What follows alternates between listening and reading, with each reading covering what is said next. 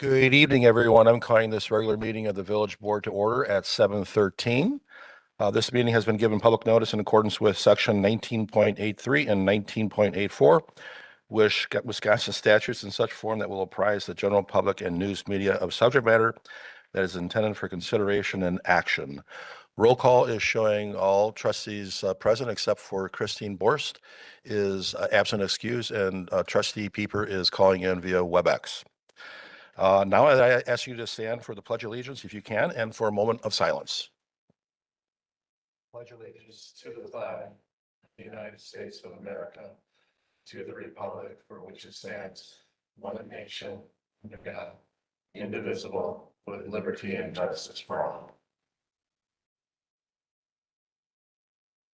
Thank you. We are now on to the President's Report. Good evening, everyone. I'd like to share what's been going on since my last President's Report update. I hope that everyone had a wonderful Thanksgiving and that you all paused like I did to reflect on what you are truly thankful for. We live in a great country and a wonderful community. We look out for one another, whether it's through service or simply being a good neighbor. We all do our part to make our community so special and a great place to live, work, and play. Again, I hope that you had a wonderful Thanksgiving. Over the weekend, our village experienced some rather remarkable weather. A snow emergency was declared on Saturday, but was lifted yesterday after conditions improved. Unofficial reports show that we received more than 10 inches of snow. Through it all, our Department of Public Works, DPW, rose to the challenge. Their snow plow drivers worked tirelessly to clear our roads, ensuring safety and accessibility for everyone. Today in Wisconsin happens to be Snow Plow Driver Appreciation Day, a perfect moment to recognize their dedication. Please join me in thanking our DPW snow plow drivers for their hard work, commitment, and service to our community. Their efforts truly make a difference. With the winter season here, if you're able, please shovel around the nearest fire hydrant by your home so that the fire department will not be delayed in hooking up their hoses in times of need. Of course, the fire department will appreciate this, as well as our neighbors, as well as the neighborhood dogs. When going on walks, will be much appreciative, as well as they will have much needed green grass. In the Village News You Can Use section, there are several updates. With the adoption of the 2026 budget and property tax levy at the last village board meeting, property tax bills should be in the mail to village residents the week of December 8th.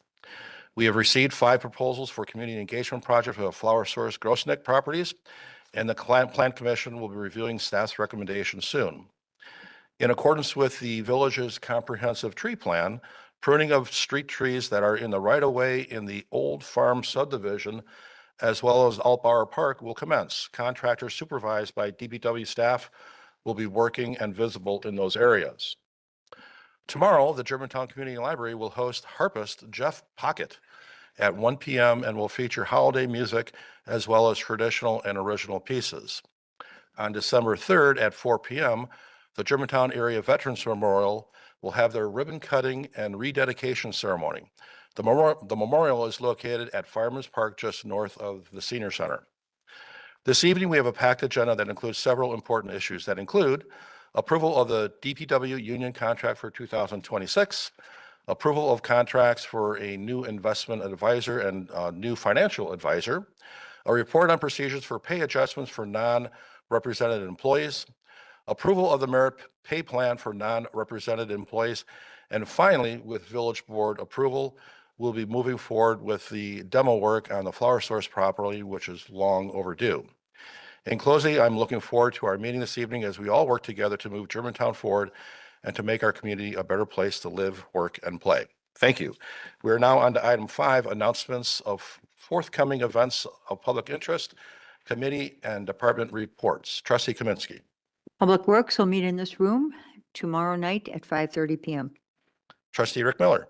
General Government and Finance will meet on Monday, December 15th, 5:30 in this room. Trustee McCutts. And I apologize because I forgot to announce this at the end of the public safety meeting, but our next meeting is Monday, January 5th at 6 p.m. in this room. Thank you. Would anybody else like to say anything? Trustee Jen Miller. Good evening. The Economic Development Commission will be meeting here in this room next week, Tuesday, December 9th at 6 PM. Thank you. We I are, also have a public service sure, announcement. please.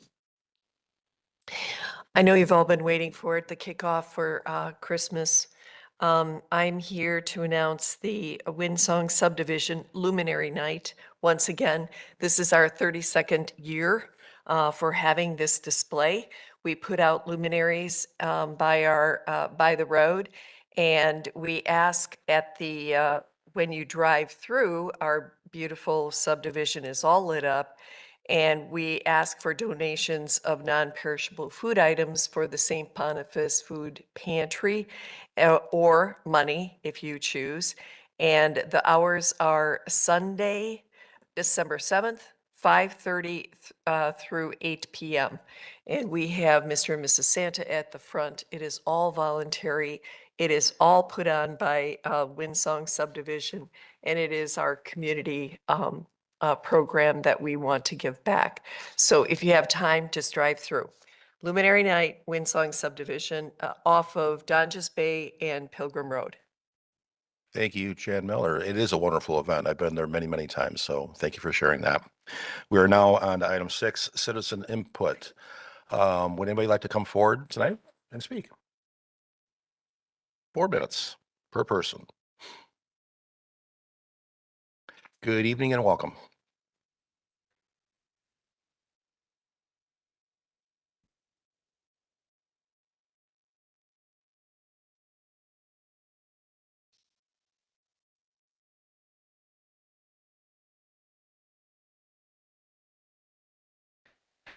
This board, again, we're talking constantly about money and the taxpayers, we need protection from the financial abuse that we've already suffered on our tax bill, and it's coming again.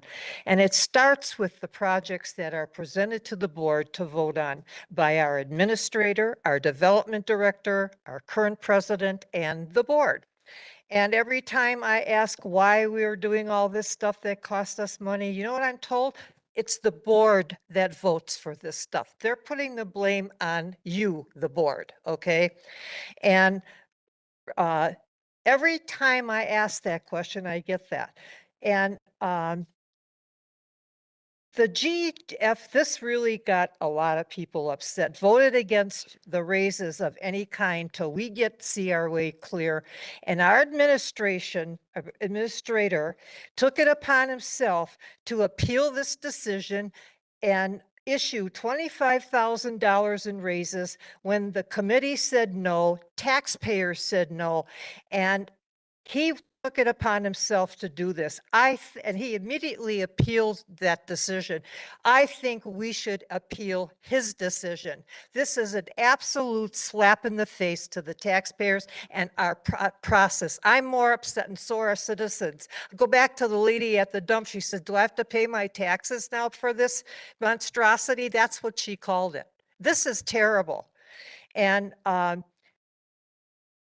this decision, and this person should not be given any authority to do this again. And now we're coming up with merit raises and all this. Who's going to make the plans for those? The General Finance Committee should be looking at this, and before any decisions is made, they should say how this is going to be done. Because what happened here is absolutely ridiculous. And it's another financial drain on the taxpayers. And after we went through a budget cutting everything, and this whole decision should be appealed and redone over and rescinded. That's my opinion.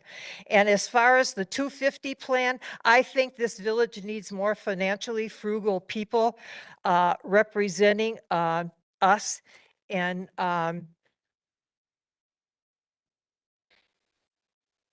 And furthermore, all these apartment housing developers that I have seen will cause, you know what this is going to cause? An extreme cultural change in this community. And you know what will happen? We'll never be able to change it back. Once it's done, it's done. And we're not going to change it back. People move here for one reason, because it's quiet. They like that atmosphere. We don't need all this this at this time, another trail, another soccer field, another mass of poorly planned developments and plans to help other communities with roads improvements. We need to get our own financial situation straightened out. And if that may mean we need new leaders. We got people coming up for elections, and a lot of people are talking about this. Maybe we need new board members. We need new leadership where they can take responsibility to put people in positions that respect the wishes of the taxpayers and stop this totally irresponsible spending and borrowing. Yes, we need to do some of it, but I think it's just gotten out of hand. 21,000 people cannot afford these decisions that our village leaders are putting us in, and it really needs to stop. And this is coming from people I talk to every day. A lot of people in Germantown aren't very vocal, and they don't think it matters what they say. Maybe they're right because of the decisions that we have been making. So thank you for the time, and I got to go home and plow a driveway. Thank you very much, and please drive safe. It's snowing again outside. Would anybody else like to come forward this evening? Good evening and welcome.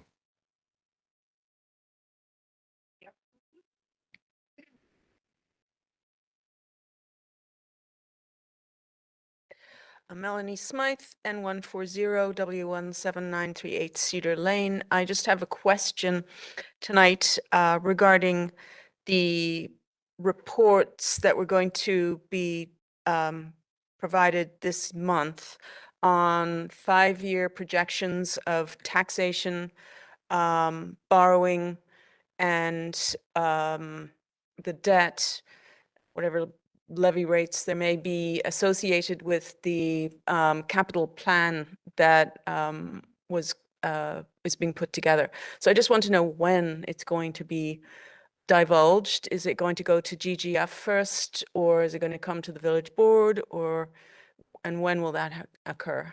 So that's my question. I really don't have an answer for you, but it's in the queue, and my presumption will go to GGF and then to the full board. So Okay, so mid-month then, probably, since December 15th is GGF. Okay, thanks. thank you for coming. Would anybody else like to speak tonight? Good evening and welcome. And well, how are you? SIU. 20-30% chance of rain. It's going to be a full-blown tropical depression if I don't get up there 2 days soon. Okay, I've got this all written down to try to keep me on the course of clarity because I have a tendency towards profundity. But what I want to talk about tonight is the 17 November 25 agenda of the village board meeting. I look at this and I see an abomination. I see a tool for a puppeteer to control his marionettes. That's what I see when I look at this. You guys are the puppets. Your strings are being pulled. And it's a way to get you to do things that you don't necessarily want to do. Regardless of how hard you resist, you're being dragged along into doing the biting of others.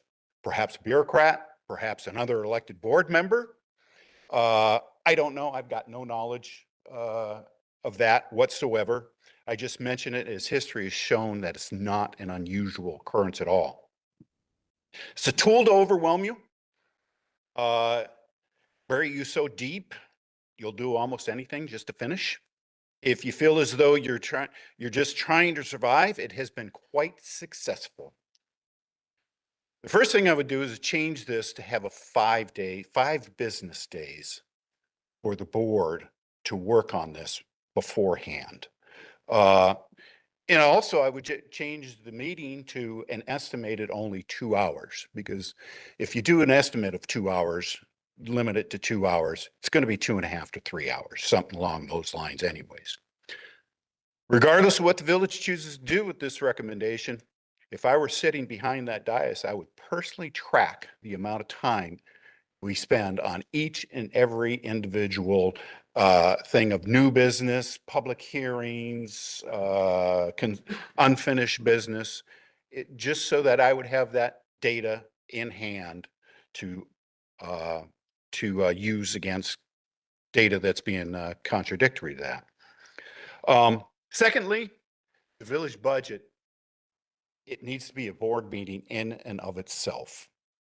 To put the budget in this agenda is contemptuous to me as a taxpayer, and disrespectful of the monies that the village collects from the taxpayers. This is an item where we need the most contentious of debate. At this point, I want to thank Trustee Pieper for her efforts to shake that budget tree as vigorously as possible. I also want to thank Chief Merton for his efforts to respect the taxpayers' money.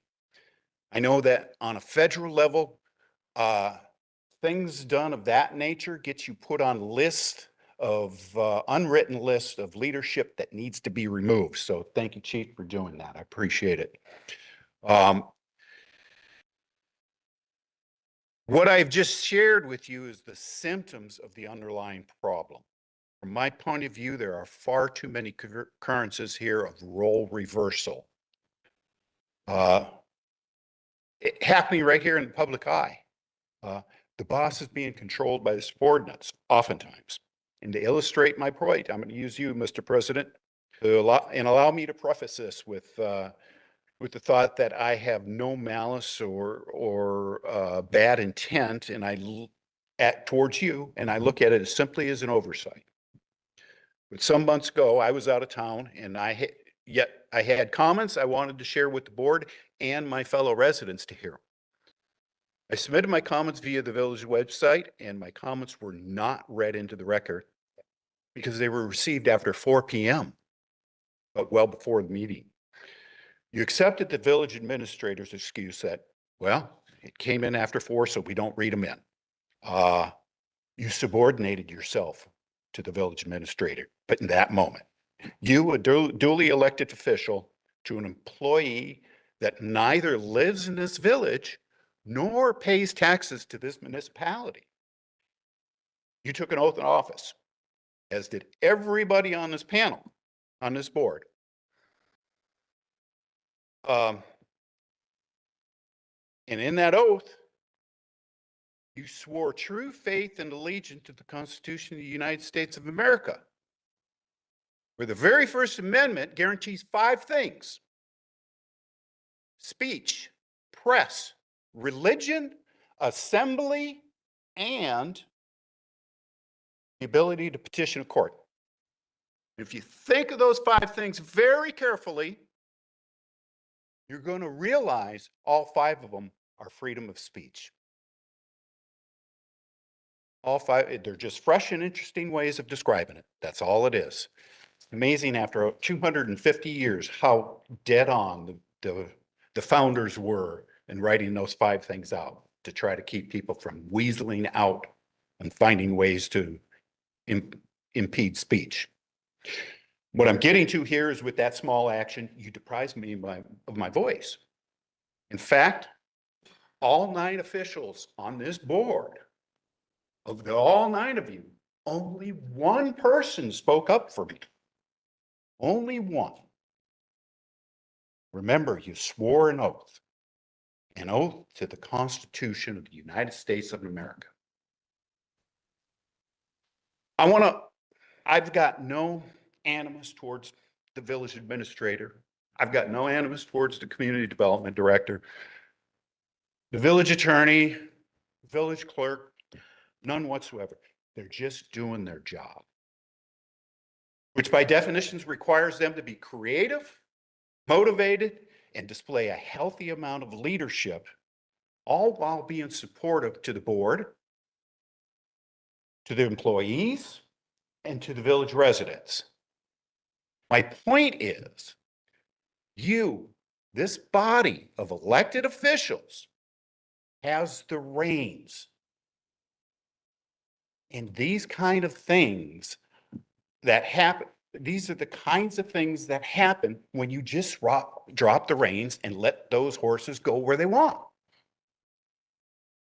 This is a barrier that can't be pierced. My point is, these positions are tools for the board to utilize to conduct the village's business. And never forget, the board has all the responsibility, which I have personally heard you guys being reminded of many times. Think about that. In the private sector, when I was in the private sector, when I gave bad advice to my boss, the last thing I would do is sit there and say, well, you approved it. I would be there begging to him, saying, I'm sorry, I led you astray.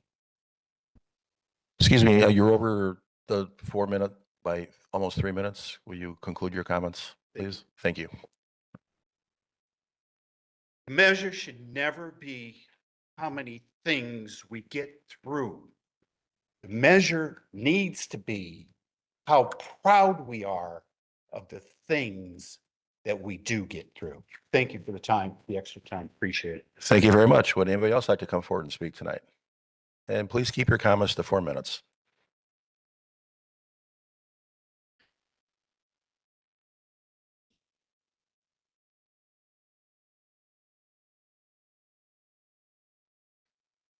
Scott Effley, W159 N10514 Old Farm Road, Germantown. Tough to follow that, but I just have a statement tonight that I wrote. I want to read. The feeling within the village these days is that our village is at a crossroads and there is real angst among the taxpayers. They know change is inevitable. They know it's coming. But what exactly is coming is confusing and not clear to them. Transparency, though marginally better than it was, is still a huge issue in their view. A genuine lack of trust in the village, including both staff and unfortunately trustees, is prevalent. Certainly acting as a landlord by buying properties after closed session meetings did not help as an example. Most taxpayers never knew anything about it until long after the deed was done. That is not a great way to build taxpayer confidence in local government. A concerted effort by a number of residents over the weeks and months to bring their concerns about these items and others has been met many times with a combination of ambivalence and/or ignorance, and sometimes even defiance. It has led to one obvious question for them: who really runs our village? By proxy and organizational chart, which I can provide, the village board trustees who represent them, you guys are the oversight for the village.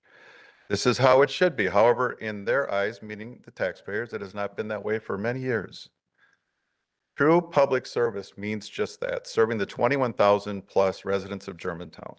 We don't serve developers, we don't serve corporations, we serve the taxpayers. That's who you should serve.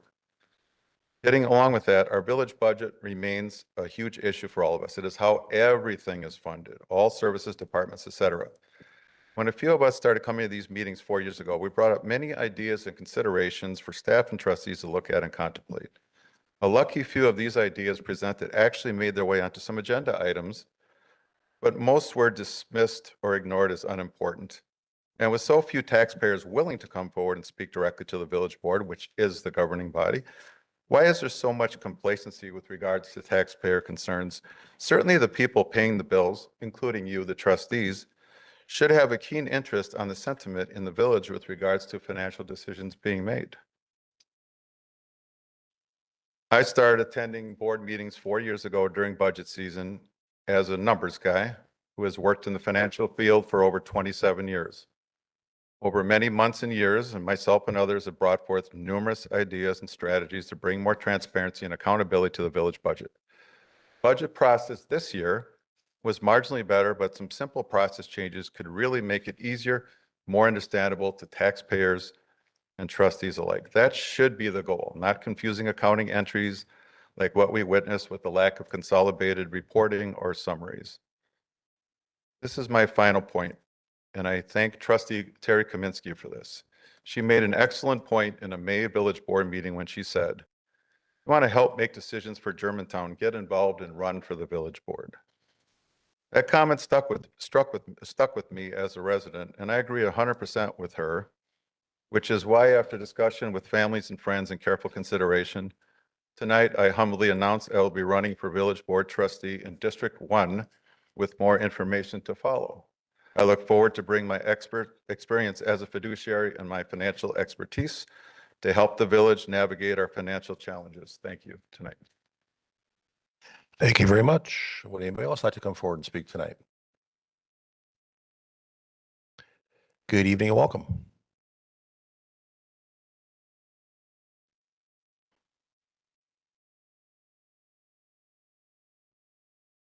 My name is Gary Conup. I live at N117W17815 Augusta Court, which is in the Blackstone Creek subdivision. I'm here to talk about the snow removal, proposal for a sidewalk snow removal. I brought this up at the Public Works meeting, and first comment I made was the map I see is totally unfair. In fact, Trustee Jan Miller, her first comment when it was open to the board for discussion said, this map makes no sense.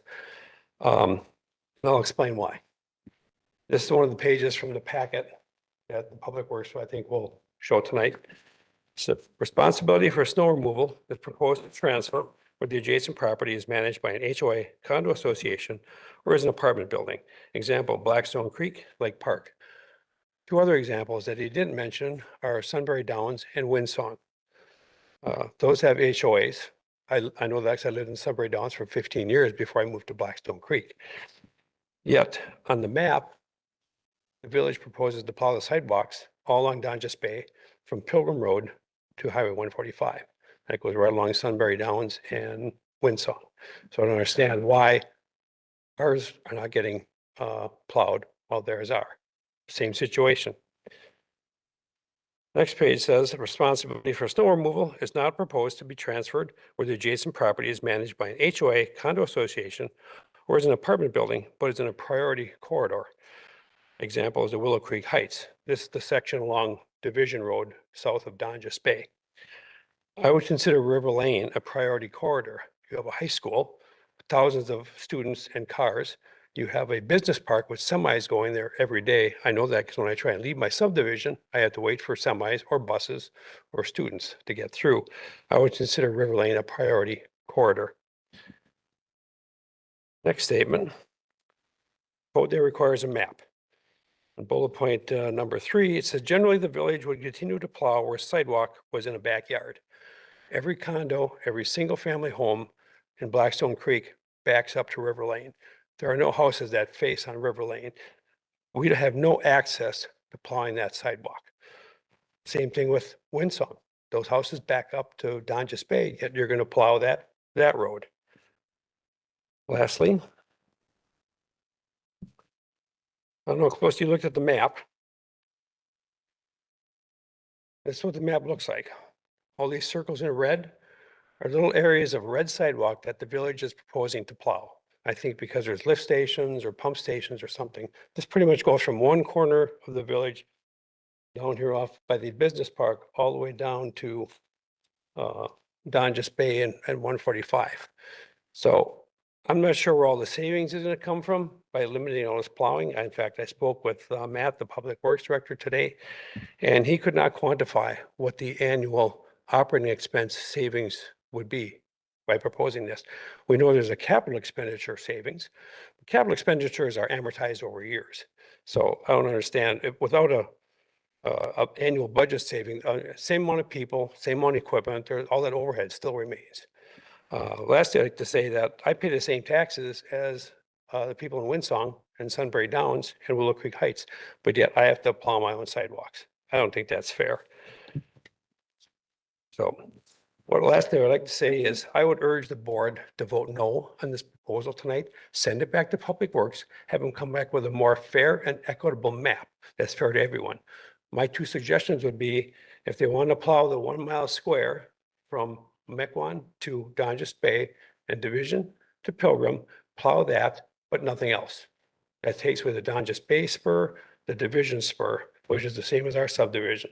Or if you really want to save money, don't plow any of the sidewalks. Make it fair to everyone. Thank you. Thank you very much. Would anybody else like to come forward tonight and speak? Do we have anyone on WebEx wanting to speak tonight? Yes. Can you you say your hear me? name and your address, please? This is John Yatso. I'm at Lake Park West. I'm representing the board. I'm the vice president at Lake Park West on the board there. I did send in a letter a couple of weeks ago after that board meeting and want to share my concerns from Lake Park West. In saying so, I'm writing and express my, and this is item D of the new business items on the agenda today. I'm writing to express my significance and concerns regarding the proposed winter sidewalk maintenance map and the associated proposal to transfer the responsibility of the sidewalk plowing from the village to the individual residents and property owners. I reside in the area of Lake Park West, and this proposal has considerable negative implications for our neighborhood and potentially many others throughout the village. My primary concerns stem from the financial and logistical burden this transfer of responsibility would place on our residents. As noted in the recent budget discussions when this came up, the village was lacking, or Public Works was lacking $170,000 needed to purchase a new snow blower to maintain these sidewalks. If the village, with its resources and equipment, cannot manage this cost, it's unreasonable to expect residents at Lake Park West and other areas within the village to purchase the necessary equipment, such as a snow blower, to effectively clear public sidewalks. We lack the resources and capacity to maintain these public right-of-ways safely and consistently. We understand that budget considerations are difficult. We deal with them every day at our own complex. However, we urge the board to explore alternative solutions. The suggestions of reallocating existing resources, such as potentially selling surplus snowplows to fund a dedicated sidewalk maintenance program, seems like a viable option worth exploring before downloading the responsibility onto residents. The current approach appears to prioritize equipment inventory over the resident safety and accessibility. Furthermore, we believe that the proposal has not received adequate public input or scrutiny. There seems to have been limited formal communication or opportunity for the affected residents and businesses to voice their concerns. We strongly request that a formal public hearing be scheduled to discuss this matter openly, and that letters be sent directly to all the impacted residents and businesses to ensure they all fully are informed about the potential changes and their potential responsibility. The maintenance of public sidewalks is a matter of public safety, accessibility for all residents, including those with mobility challenges, and the community's well-being. A patchwork of maintenance efforts driven by individual capacity is not an effective solution. We ask the village board to reconsider this proposal and work towards a solution that ensures the village maintains its responsibility for safe and accessible sidewalks for all residents. Thank you for your time and attention to these critical concerns. We look forward to learning more about the next steps and hope for constructive dialogue on this matter. Thank you very much. Would anybody else like to speak tonight? That's on WebEx. Okay, I think we have some comments that came in via email. Mr. Creglow. Thank you. The first email comment was from the Schneiders. Hello, glad to see that the old flower source demo is on the agenda tonight. Hopefully the eyesore will be voted in a positive vote to be demo now. Please do not take almost another year to get the demo done before someone gets hurt, costs the taxpayers more money. Now for this $5,000 limit on what Mr. Creglow can hand out increases. Nothing in the ordinance 3.08 about increase or promotions. This needs to go back to the GGF committee. You need to spell out exactly what he can and cannot do. How often in a year's time can an employee receive a $5,000 increase and or promotion? Why aren't the promotions talked about? They used to be a big deal. Nothing said now. Why in the last 2 years, the same 2 employees have been on this list of wage adjustments and promotions? Yes, they got very nice increases and promotions $43,281 for one. This happens in 4 years and 6 months of employment in the village. Came with no experience either. The other one got $13,436,000 or $13,436 in 2024. So far doesn't include the increase for 2025. This happens with less than 2 years of working in the village. Is this because they are former students of Mr. Krecklow? The board needs to be involved in all increases to be fair to all employees, not just key employees. It is coming across only key employees get the adjustments unfair to others, just like the merit raise too.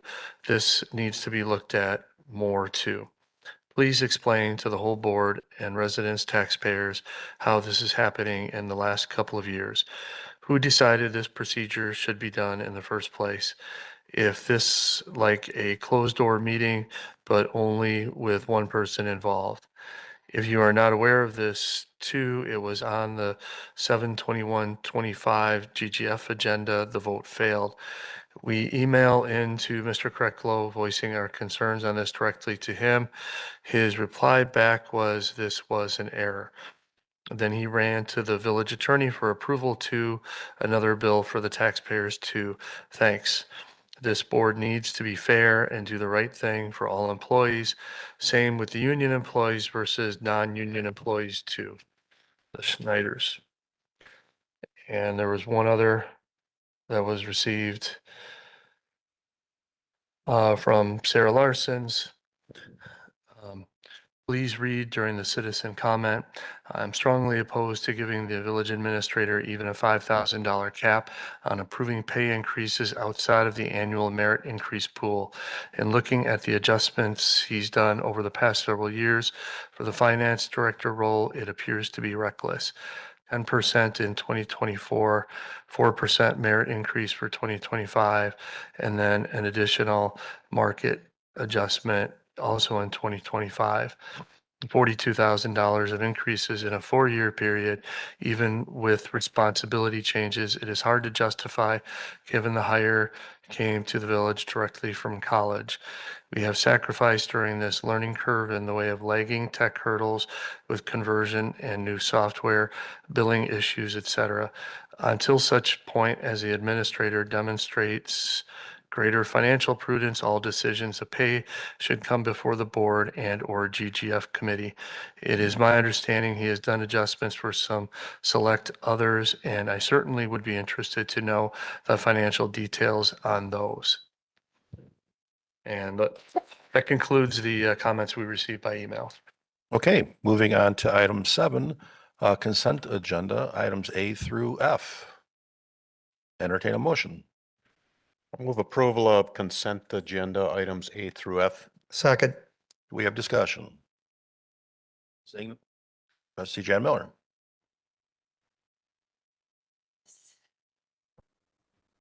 One moment, please. Oh, am I on? Yes. I would like to pull,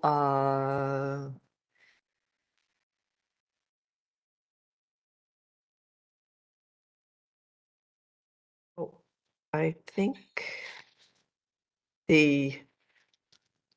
think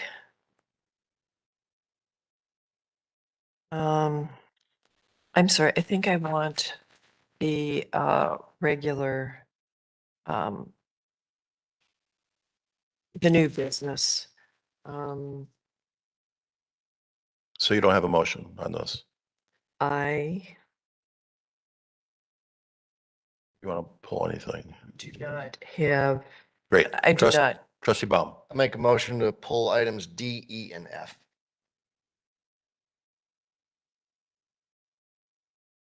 Do we have a second? I'll second. Discussion. I only want to make the motion so I don't have to vote in favor of everything. I don't want to discuss them. I just want to vote differently on those 3. Oh, Yeah, all those in favor, please say aye. Aye. Okay.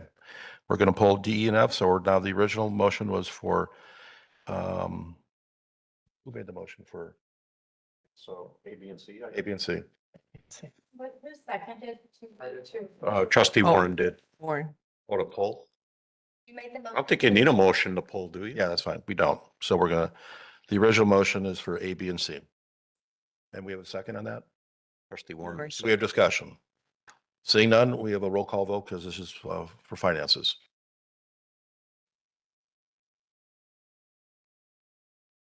Trustee Warren, Aye. trustee Cutts, Aye. trustee Baum, Aye. trustee Jane Miller, Aye. trustee Rick Miller. Aye. Trustee Kaminsky, trustee Peeper. No. Village President Sutterberg. Aye, and that motion carries. We're now into item D, approved investment advisory contract agreement with PMA Asset Management. Make a motion to approve items D, E, and F as presented. Second. Do we have discussion? Oh, Trustee Jan Miller. I have a quick question. All of these in agreements, I wanted to know who reviewed them. Do we have attorney? Do we have the attorney? Trustee Kreckler, or Administrator Kreckler? I'm sorry, was the question was who reviewed the proposals For D, E, and F? Correct. for D, E, and F? There, for item D, the investment management, there was a committee of the finance director and two other staff within the finance department. And then Understood. My question, I'll restate it. Who reviewed the written contracts that we received that we're approving? So of the three items, the first one, item D, which is the PMA Asset Management Agreement, I did review that prior to being placed on the agenda. Item E is not a contract. It's just the investment policy that effectively incorporates the appointment of PMA in essence. And then the third one is a contract which I have not yet reviewed, but that is not necessarily uncommon, as I occasionally do review contracts after they're approved. Oh, that seems odd to me. Where, please point me in the right direction for this resolution amending the village investment policy, the 2025. Which item is that? item E under the consent agenda is a change to the village's investment policy, Oh. which was reviewed at GGF. Right. To make sure that it was updated to reflect that we have a new investment advisor. Okay. So I recommended on GGF that it be updated. There were a couple errors. I cannot tell can I tell the page number? Not exactly. Page 7. You have a list of authorized public depositories, financial institutions, investment advisors, custodians, broker-dealers. First Bank Financial does not exist. It's Bank 59. Also, M&I Marshall and Ilsley Bank does not exist. You need to scratch that. It's BMO Harris. Page 7 of the document.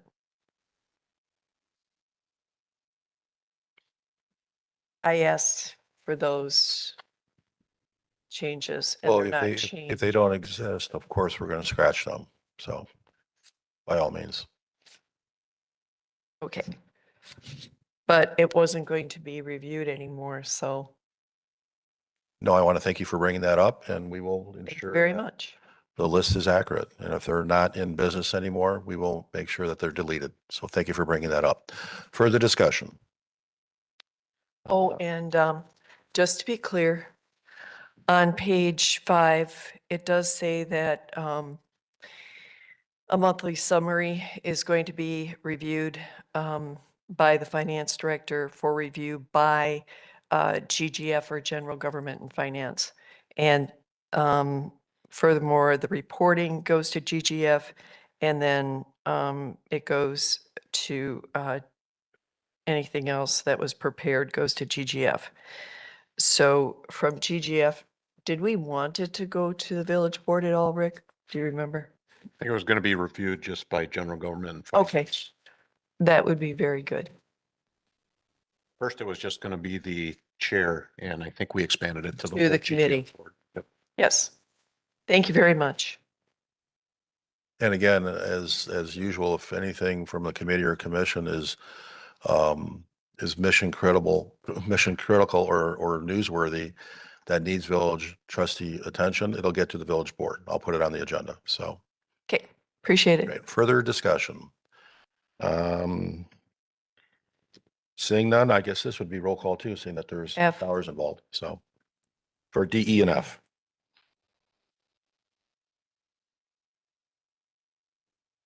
Trustee Warren, Aye.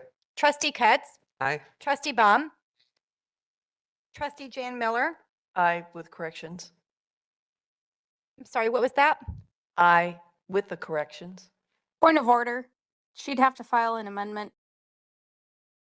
We're gonna strike. I just mentioned that if they're Okay. not in business, we're gonna strike. That will be straight. Okay. Okay, so Thank you. my answer is aye. Trustee Rick Miller, Aye. trustee Kaminsky, trustee Pieper. No. Village President Sutterberg. Aye, that motion carries. We are now on to item A of new business. Jason Zimmerman, property owner, application for a conditional use permit to allow encroachment into portions of a 25-foot wetland setback pursuant to section 24.04 3C5 of the municipal code for construction of an above-ground pool deck and a detached garage on property located at W202 and 117787 Merkle Drive. Mr. Greco. Actually, we have our associate planner, Jordan Yankee, who's going to make a brief presentation. Yes, thank you. This is a conditional use permit, as you mentioned, for Jason Zimmerman for property located off of Merkle Drive, shown here on the screen. Property is zoned RS1. The conditional use permit request is for development within the 25-foot required wetland setback according to village code. There are 3 disturbance areas proposed by the applicant, including detached garage, a portion of a above-ground pool deck, and disturbance around the edges of the proposed structures. Part of the CUP application and village code requires the proposal to essentially propose a mitigation and/or compensation plan for the affected wetland setback areas.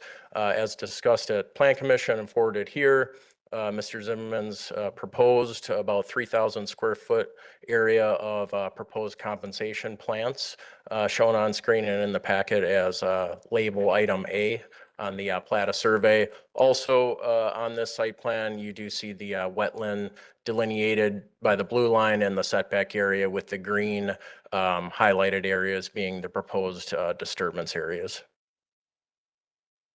Couple site photos included in the packet, also discussed at Plan Commission, but provided by the applicant.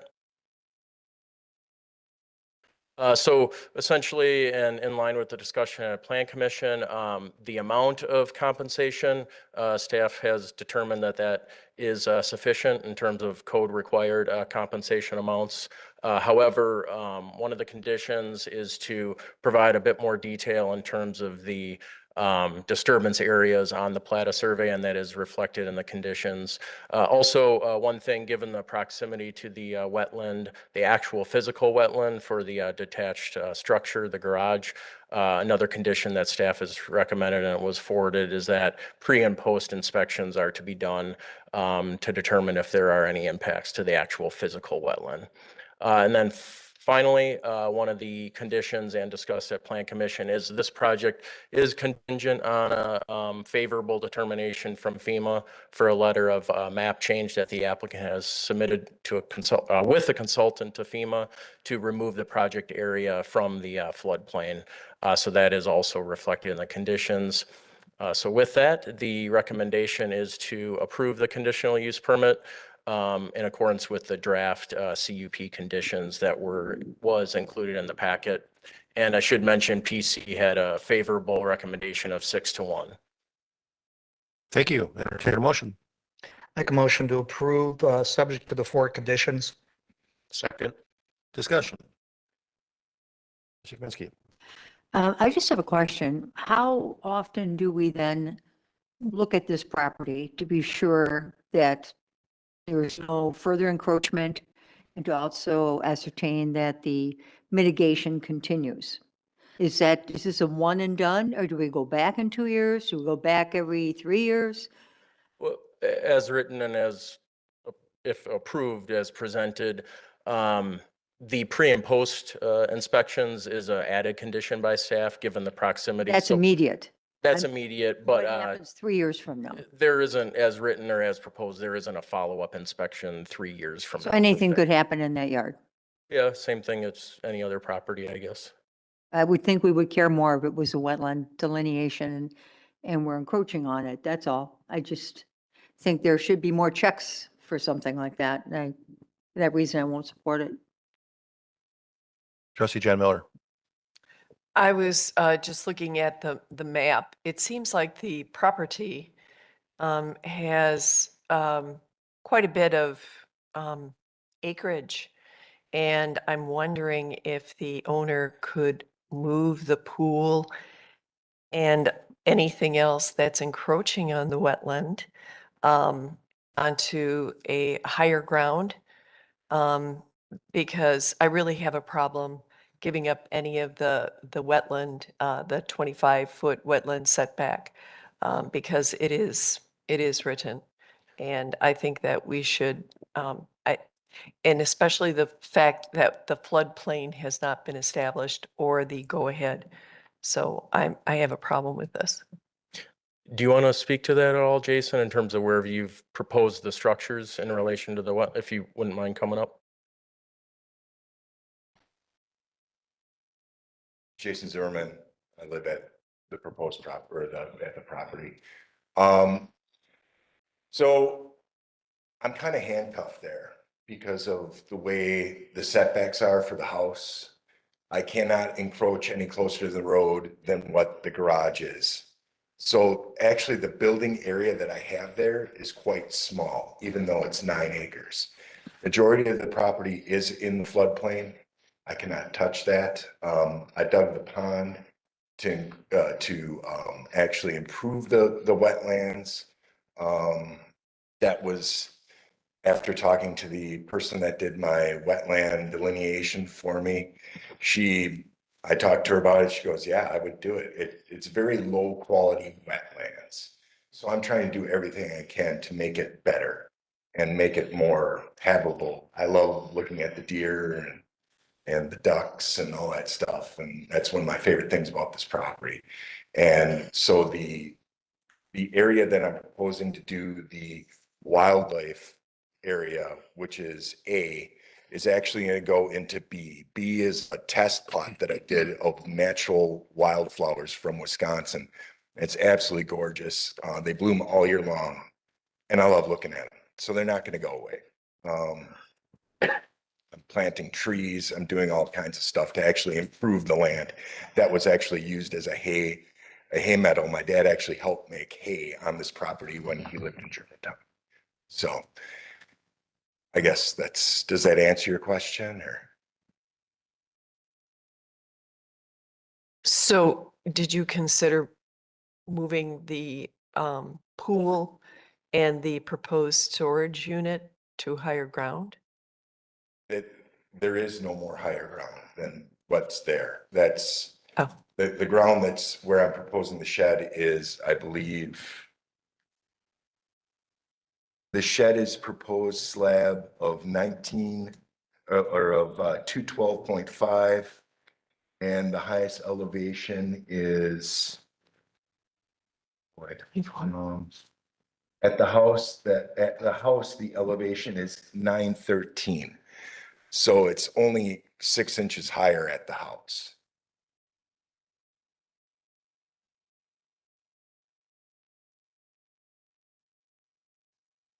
And with the setback, I cannot build any closer to Merkle Drive than I am with my garage. So that's why I can't go any closer to the road. Trustee Baum? I'll ask questions that should be asked. The shed building, why is that not able to be put west of the house, fronting U Lane? There is plenty of land there. You can stay behind the building frontage. It will fit there. Why can the pool and a deck not be rotated slightly so that it is outside of the 25-foot setback? There are ample ways you can change this plan and get the building out of the setback. Why weren't any of those other alternatives considered? Because the convenience on that off of the other road is not, it's not that usable of a building in that position. It's more usable closer to my garage. I'm a remodeler. The idea is that that's a storage shed for extra materials, that kind of stuff that I don't necessarily need all the time, but I do need on occasion. Still, if you rotate the pool, you can slide the garage straight north on the plan and be outside of the 25-foot setback. There's plenty of room to do it, even closer to the garage. Actually, I can't. I can't, because if you look at the setback from the road cannot be any closer than what I have my garage set at right now. And right now that setback is 46.7 inches. So I cannot go any closer with the east side of that building than that to the road. Correct. And if you moved it straight north on the plan, you could move it to where the southern end of the pool is. It would not go any closer to Merkel. It would be outside of the setback, and you just peek the pool a little bit. That would be outside the setback. And your service building would be closer to your garage, which is more desirable for you.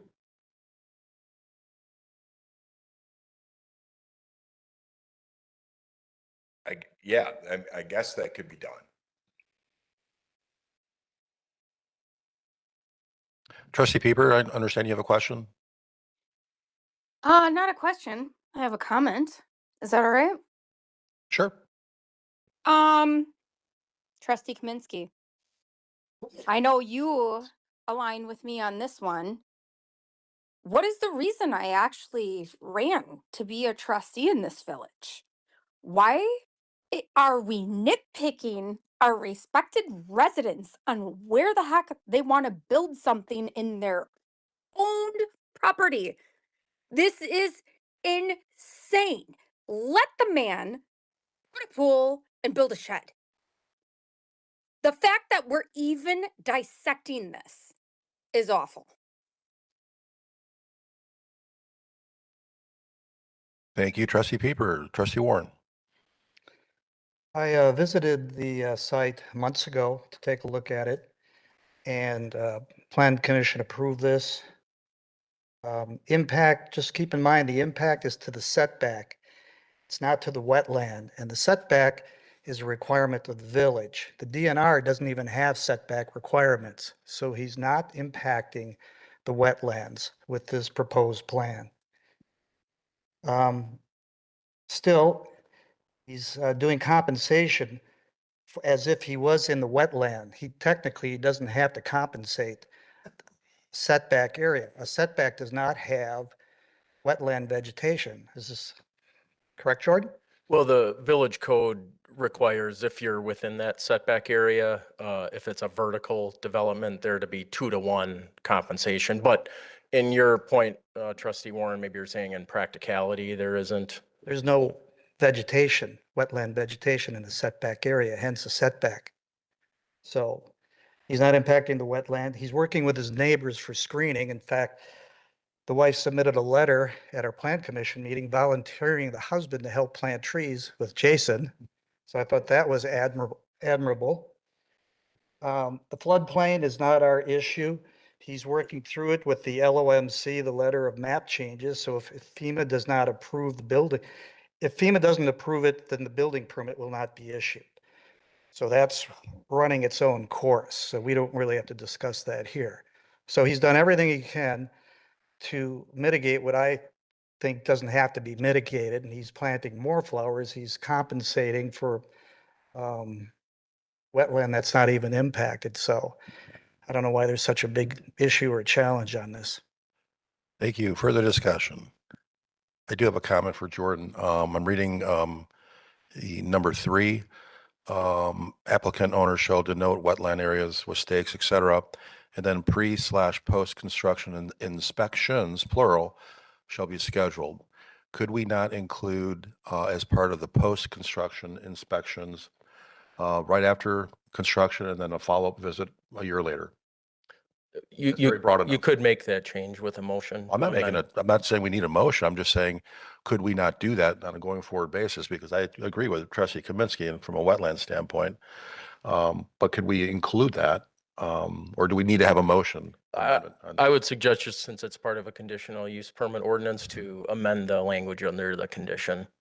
Okay, I'll make a motion to amend number 3, where it says pre-post construction inspections to include an inspection not only after the construction, but also a year later.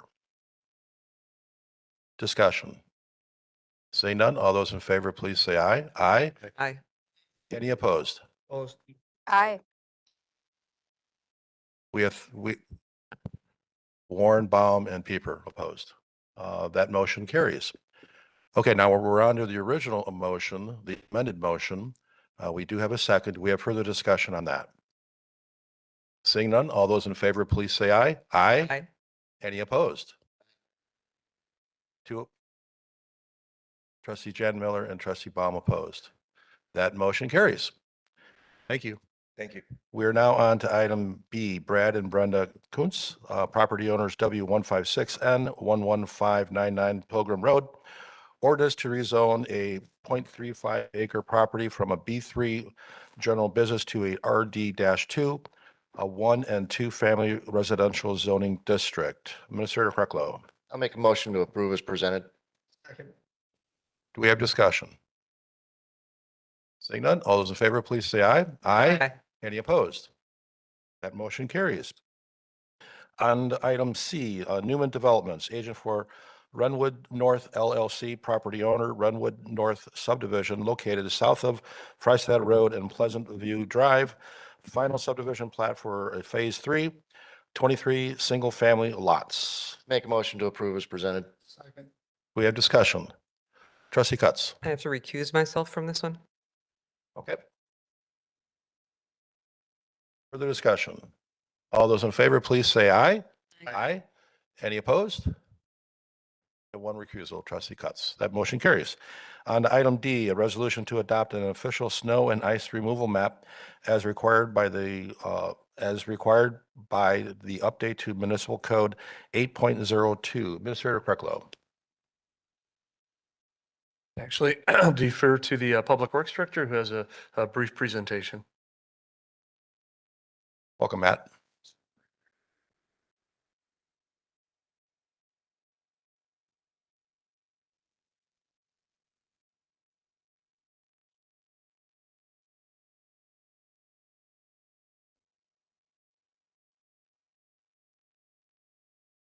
This thing work?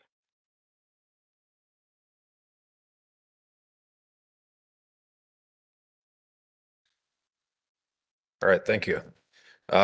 I wanted to run through these slides just to get the village board fully up to speed on everything that's happened and how this transpired over the course of the last 6 months or so. So we'll just walk through these slides, and then at the end, we can pull the map up and we can answer any questions that there might be about that. So what brought us to this point? This actually didn't really start out as strictly a cost thing. When we started looking at this in July, it was because a new proposal was approved or was nearing approval that added a bunch of sidewalk in a new subdivision. So I looked at the code, and the code stated that the village is responsible for removing all snow. Well, if we adopt that, if we keep that code and we build this new subdivision, that's a substantially bigger workload for the Department of Public Works to carry out, to the point where instead of actually reducing equipment, and we might actually have to add equipment or even add personnel to help with that process. So I started looking at the code, and as best we can tell, the code that exists today dates back to probably around the 1950s, when there was very little sidewalk in Germantown. It was a small area right around Main Street. Since that time, sidewalk has substandard really exponentially into all different areas of the village. And it's worth noting that our definition of sidewalk is a little unusual too. It refers to sidewalk as any path or sidewalk in the right of way. So you might think about a sidewalk as a 3-foot concrete sidewalk that you'll traditionally see in a more urban setting, but technically speaking, the paths on Donjas Bay, the paths on Division Road, those are all considered sidewalks as well. So we had the new developments proposed, and in addition to that new development, the effect of this code has also been that it's limited staff's desire to add more subdivisions or more developments with additional sidewalk, because that brings on a greater maintenance burden to the Department of Public Works and an increased cost. And then the other big part of this is that this really is quite a bit out of line with what almost every other municipality does. Almost every other municipality, and I did research around the entire area to try to identify anybody with a code anywhere close to what our current code is, or what our previous code is actually, because since this presentation, we've adopted the new code and could not find that. Typically, municipalities will assign the responsibility for maintaining sidewalks to adjacent property owners. There is a cost component to it as well, and the resident that spoke earlier talked about the capital savings, and we went through that process in the capital budget, where we do have expensive pieces of equipment that are needed to maintain the sidewalks, and by reducing the amount of sidewalk, we reduce the amount of equipment that we need. It's true that the operational savings are harder to define, because part of the operational picture is labor. That labor isn't a true savings, it's just being allocated somewhere else. And I wanted to just spend a moment on that to make a point about how we could use that additional labor. In this storm and our sidewalk removal operation today, it was actually a good case in point. So we had 2 people out removing snow from sidewalks. And what we couldn't do was do anti-icing in neighborhoods because of that. So distributing brine, because staff was busy cleaning up from the storm. They were removing the snow on the sidewalks, and we couldn't get trucks out into neighborhoods to do anti-icing on normal hours. So instead, what we have to do is respond to the snow as it comes. Whereas, like, if we had been able to do that anti-icing, it's a potential cost saver to the village to do that during the day on normal time. And with this change, that would be something that we would able to do. We'd have more staff available the day following the storm, or, you know, the next business day following the storm, to do other tasks. So it is a time-consuming operation for staff. And then, as you know, we did reduce the amount of equipment in the 2026 budget. So that saved about $170,000. It's worth noting that the equipment is not $170,000. The pieces of equipment that remove snow on sidewalks are actually $270,000 pieces of equipment. So the savings that we made was by reducing from the 270 down to 150, where we can buy a different piece of equipment that only cuts grass. So these pieces of equipment do both grass cutting and snow removal. With the change that we made in the budget and the change that we made in the ordinance, we wouldn't have to do the snow removal, so we can buy a cheaper lawnmower versus this dual purpose piece of equipment. And then we're able to eliminate a cheaper piece of equipment for about $50,000 that does snow removal all around the Main Street area. So we talked to the Public Works Committee about different options.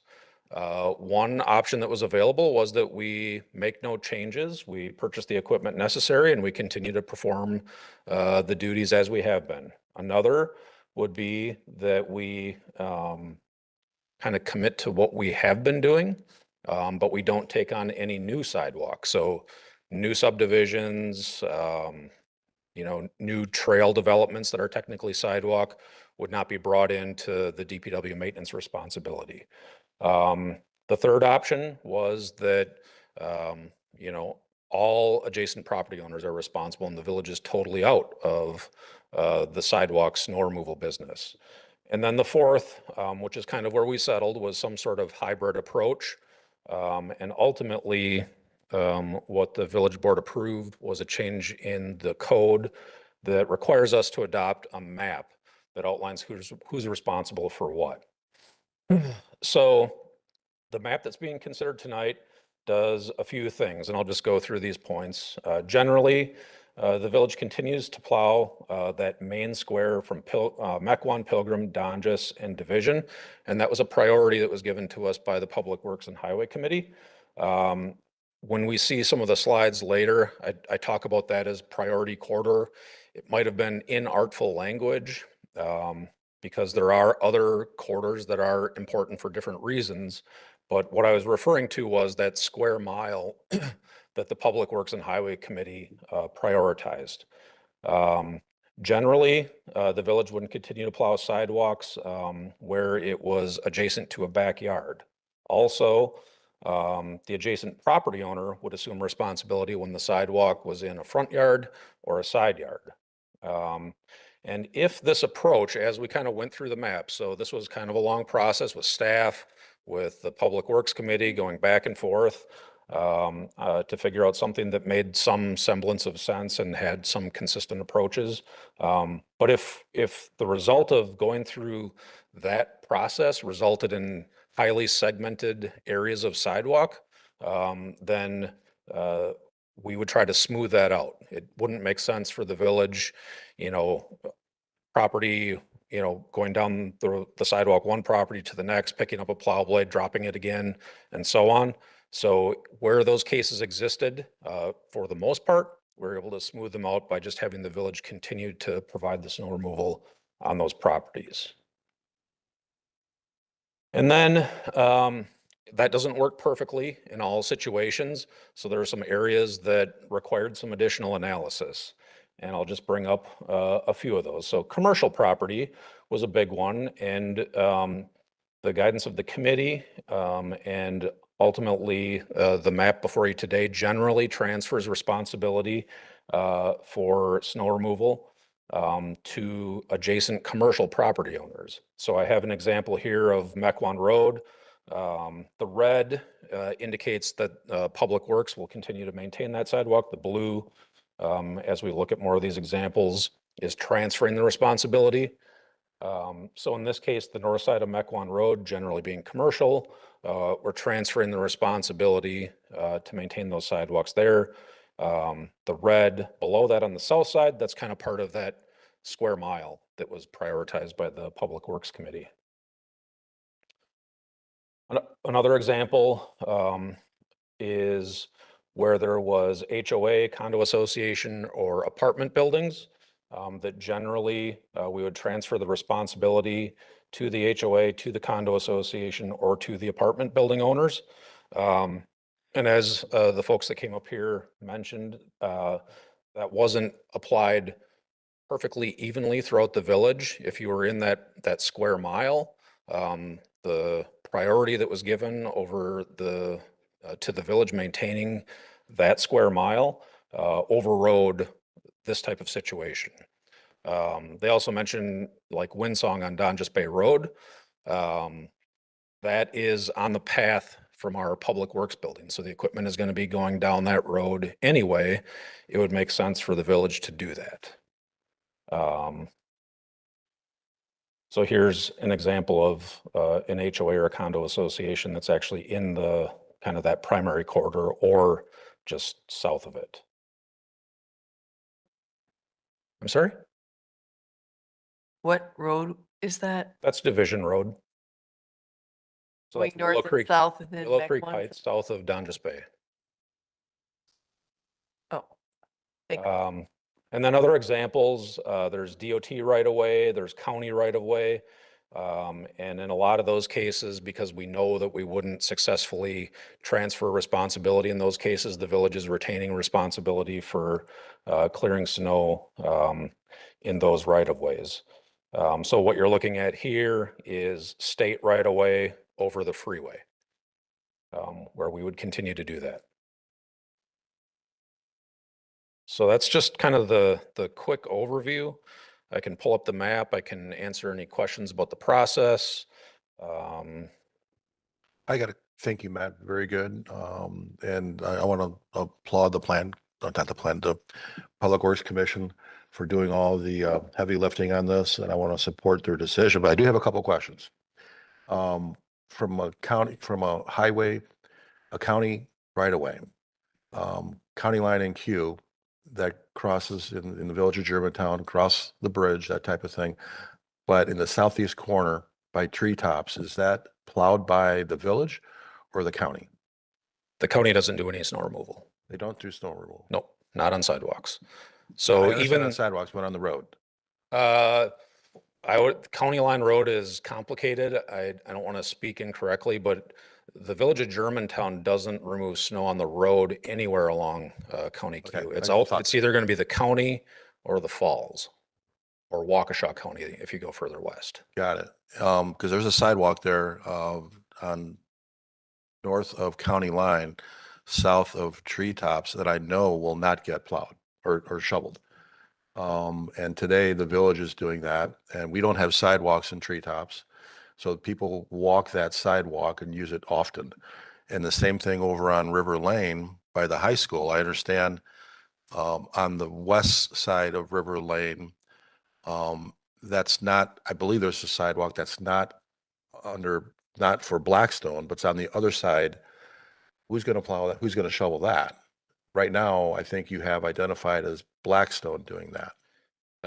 There's a sidewalk adjacent to Blackstone that they would maintain. There is a segment of sidewalk adjacent to like the high school that the school district would have to maintain. Got it. So that's how it was divided up, and could pull up the map here just for a visual. If you escape out of that, I have the map on the desktop too. And all I can say is, I came from a community that had sidewalks in our front yards. We shoveled our sidewalk routinely, and you drive around the community, people with a sidewalk in their front yard, they shovel their driveway, they shovel their sidewalk. So. Trustee Baum. So I don't know how many people were on this committee on the board and Lannon Road, south and west of 175 was brought through redevelopment of that. But isn't that an 8-foot wide asphalt path? It may be, but that's where the definition of sidewalk in the ordinance is unusual. So if it's in the right of way, it's technically a sidewalk. My point is, village board fought on this and said, we're not going to do it. We're not going to maintain it. We're not touching it at all when this went in. Now we're going to come back and tell the people who live next to it, you have to do it now. But we weren't going to do it. I have a problem with a lot of what roads are being said we're going to plow and what we're not going to plow. So I won't support the map, but I do support that we need to convey part of this over to the residents. But this map is not right for me. Trustee Jed Miller. Okay, I am on the committee that took a look at this, and I wasn't really happy with the way it turned out. I think that for the most part, subdivisions that are being built now do not have sidewalks. Treetops, Windsong, Sunbury Downs, the Preserve.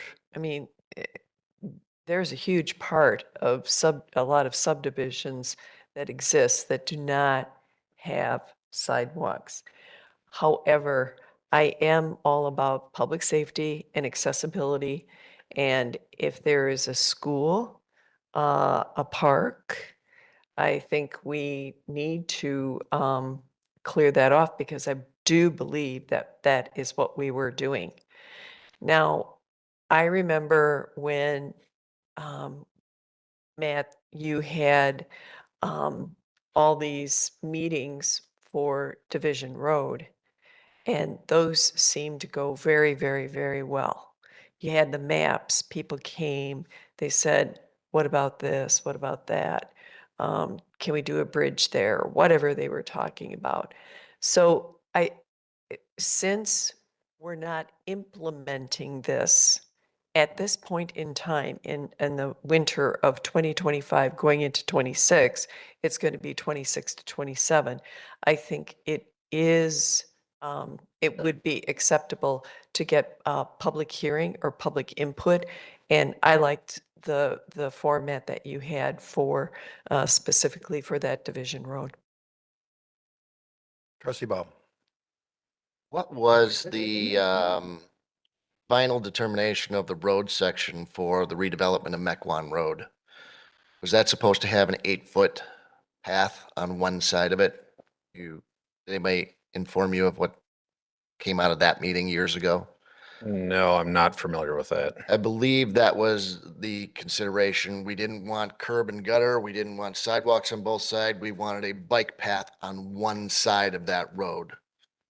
Again, you're putting an 8-foot wide mini road through somebody's yard. You're gonna make them responsible for this road. They're not capable of, and especially the seniors, they're not capable of taking care of these things, so. Yeah, man. If I may, I think generally the wider asphalt paths are the paths that we're going to continue to maintain. So down Division Road, along Donjas Bay Road and so on. There may be a few examples where that's not the case, but I think primarily where we're transferring responsibility, you're talking about a more traditional sidewalk.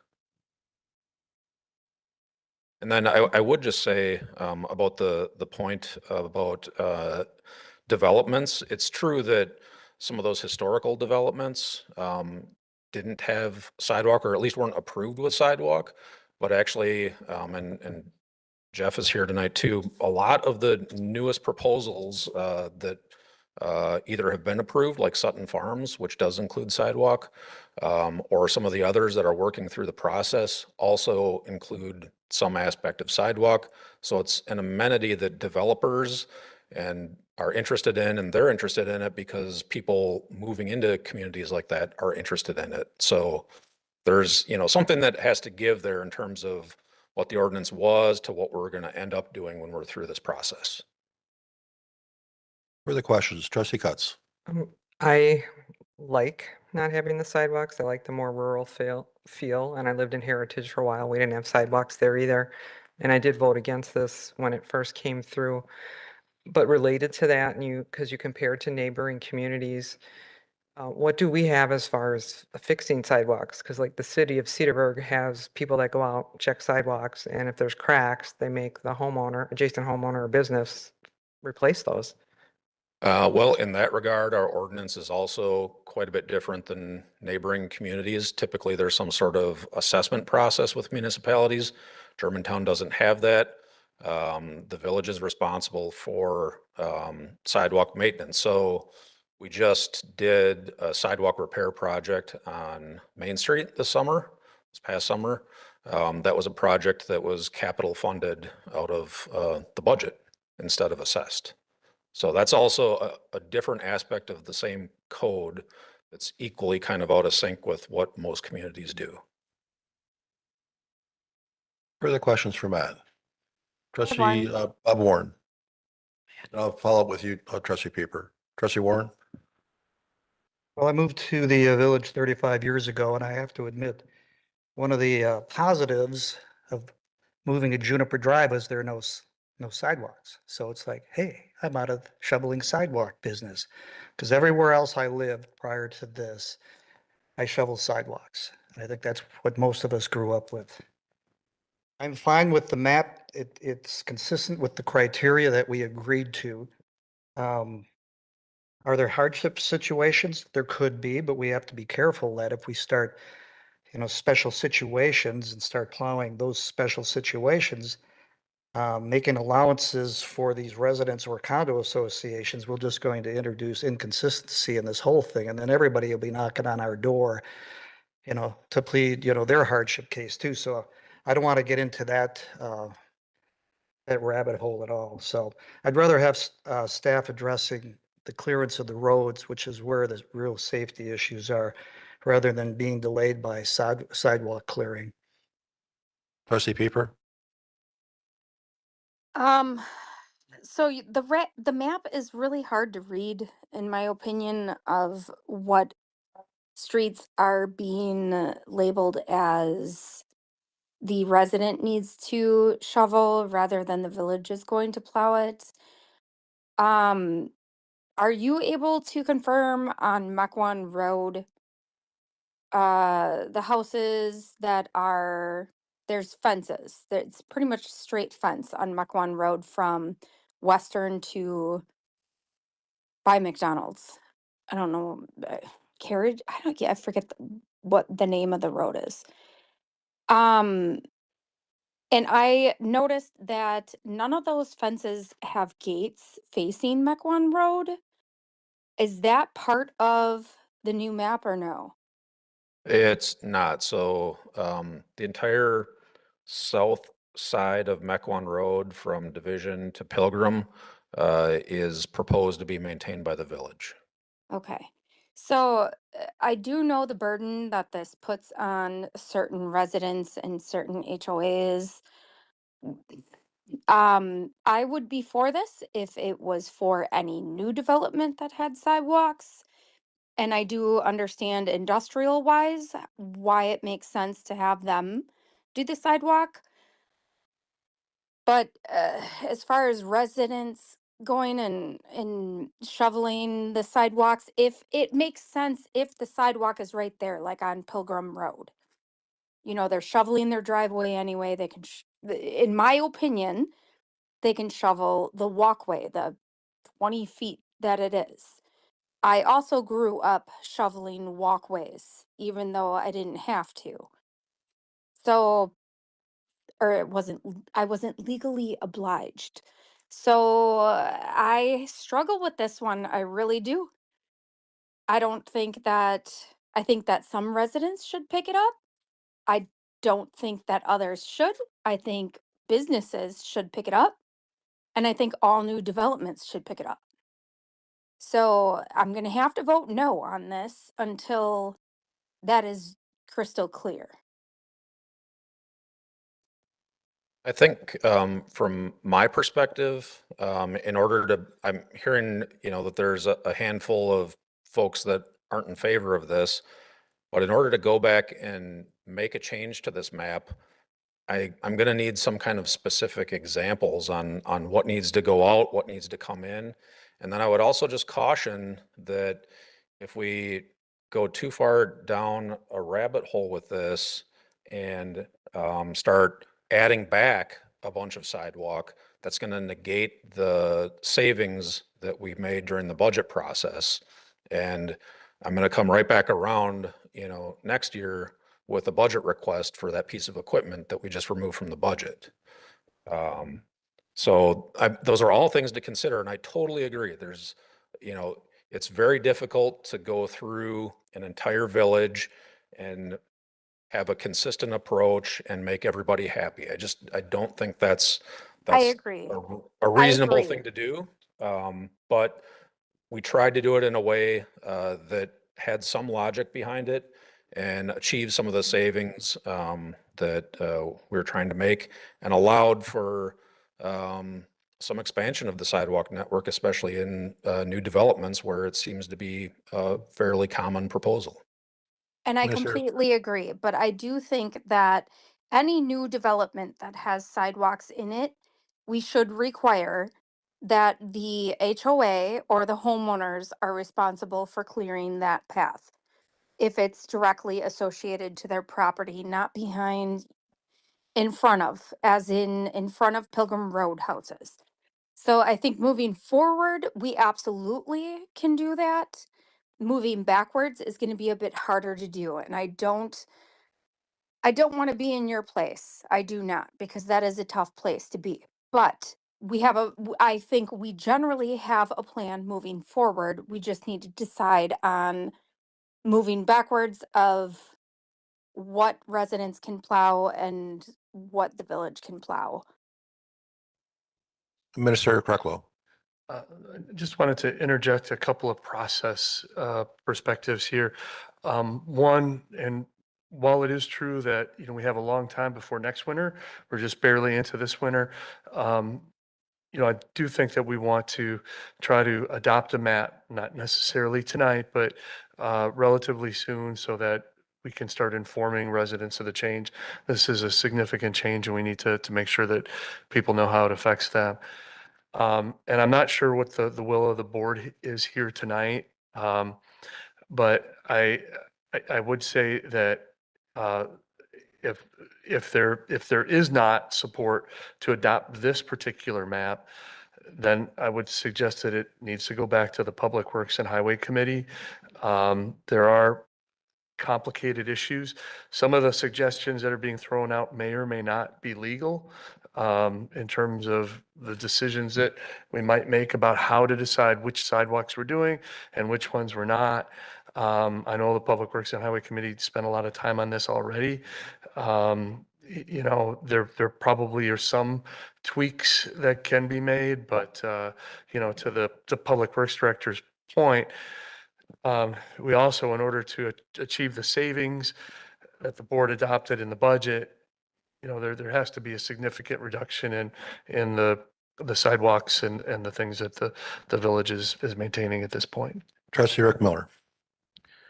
Yeah, first off, I think we're mixing things up here. I mean, we already approved the ordinance to create a map. Not new construction, that was an option, but we didn't do that. This is to create a map. So we're already past that. Now we're at the map level. First off, I didn't grow up doing sidewalks. I didn't have a sidewalk at my house, so yay me. Unfortunately, my parents now have 600 feet of sidewalk, so they're very affected by this. I can't take that into consideration because that's just the way it is. And they got away with it for 62 years without having to shovel a sidewalk. And I can guarantee you they're not shoveling the sidewalk. But we took a lot of time at Public Works to go through this map and try to do what made sense on this, with transferring as much, and I'll be honest, transferring as much as possible to the owners, because that is the norm. That's the norm everywhere. Everywhere I can think of, that's the norm. Try a corner lot in Milwaukee. I had to do that while my kids were going to college. I didn't have to do it, but we were responsible for 2 sidewalks. Too bad, that's the way it is. But to have this, and like I said, we really worked hard on this at Public Works a few times around to adopt this map. Now, does that mean that this map can never be changed? No. I think there can be some adjustments to it, and maybe there needs to be, but we have to have a basis somewhere. We have to start somewhere with it. Any future, I think we had already planned, that's going to be the responsibility of the owner in front of any new sidewalks. The other thing I want to say is we are kind of unique because we have backyard sidewalks everywhere, and most communities don't do that. I think that, honestly, the that we hurt ourselves over the years, and that's the reason we don't have sidewalks, because the village can't take on that responsibility. So many subdivisions don't have sidewalks because of that, because we were responsible for doing that. Well, if we weren't responsible for doing that and it was on the homeowners, I bet you'd see a lot more sidewalks in subdivisions. Further questions for Matt? Trustee Jan Miller. Matt, you mentioned that right now, there's another portion of the ordinance that has to do with replacement of sidewalks, and we really haven't addressed that. And so is that a portion where we could see some savings as well? Like if we just said, we're not going to replace the sidewalks, it's going to be an assessment. So I think that we haven't, first of all, I don't believe that we've asked the right people. We're trying to do this in committee. Some of us have sidewalks, some of us don't, maybe most of us don't. And what is, we're looking at a new map, Matt, but we haven't, I didn't go through every single slide because they're half, we got one road here, one road there. So this is the map we're working with now or looking at. But what did it look like before? Like how many miles are we adding? How many half mile? I don't know. What is the economic impact of plowing all of this? So I would like to see hard numbers. I'd like to see the old map. I like to see this map. And why don't we get some resident input? I mean, I think we heard that tonight. It's not going to hurt to have a public hearing or whatever. Trustee Kaminsky. Do we really think residents are going to come in to a public hearing and say, I want to shovel my sidewalk? I mean, that's not going to happen. This is not something you would do a public hearing on. Okay, so the end of that.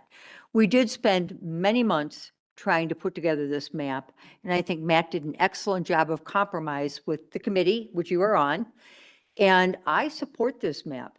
I think we have to try it for a year. We can always modify it if we need to, but we have to start somewhere. We have the ordinance, and now we have to move forward with something.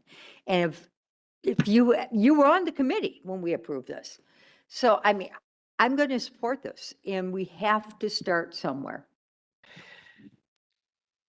Trustee Jan Miller. Just to follow up, I think that I still think that you need to have a little feedback.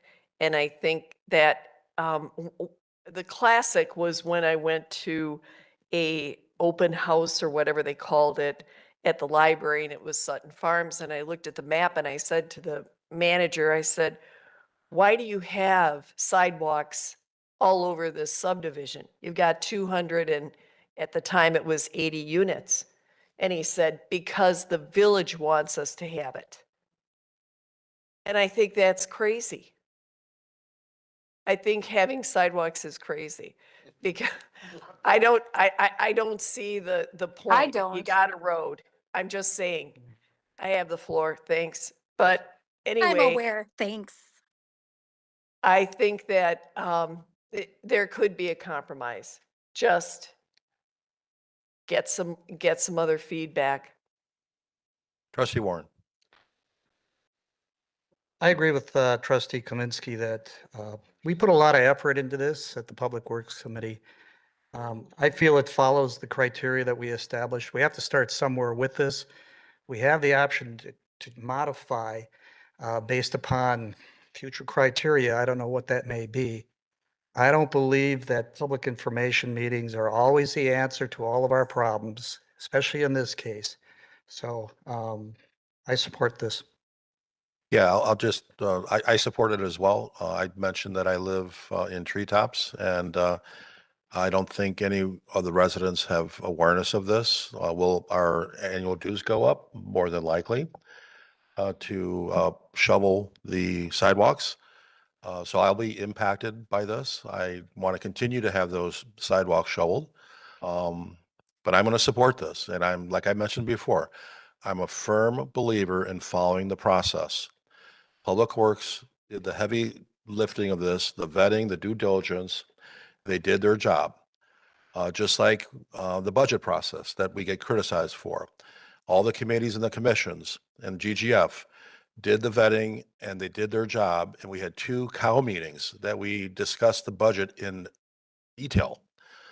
So getting back to this, do I want to support it? Of course I'm going to support it. Do I want to pay the additional costs if there's going to be additional costs for my homeowners association? No, I don't. But I understand, Matt, the situation that we're in. And again, this is not for this winter season, it's for the following winter season. And to trustee Rick Miller's point is, we could change it midsummer next year, going through the budget process. If we get a lot of pushback, or we say we want to do something different because we're a growing community, we want to give Matt another $270,000 for a piece of equipment.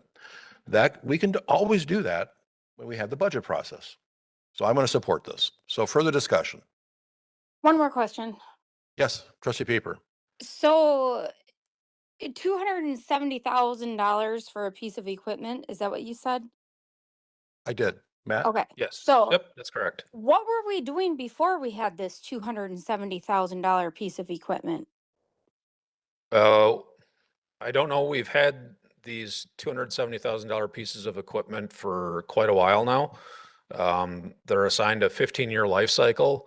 And, one was up for replacement in the 2026 budget. So it's been at least 26 years. I'm guessing it's probably been a little bit longer, closer to 20, that piece of equipment has been in service. So it's been something the village has owned. Now, granted, 20 years ago when we bought it, it wasn't $270,000, Sure. but there's been a lot of inflation between then and now. Sure. Where, But- they are definitely expensive pieces of equipment. But the piece of equipment that was proposed for the 2026 budget was not equivalent to the piece of equipment that we have today, correct? Correct. It was Yeah. a- For yeah. the 26 budget, we proposed a different piece of equipment. So again, these 3 pieces of equipment, the village owns 3 of them. They do 2 jobs. They cut grass and they plow snow on sidewalks. And because of these changes on the horizon, we're able to reduce that budget from the 270 to replace the equipment 1 for 1 as it is, to just buying a piece of equipment to cut grass. So that reduced the total from 270 to 150. And that's what we funded in the 2026 budget, roughly. Okay. So I guess I'm having a hard time understanding what piece of equipment cuts grass and plows snow. Because I'd like it for my house.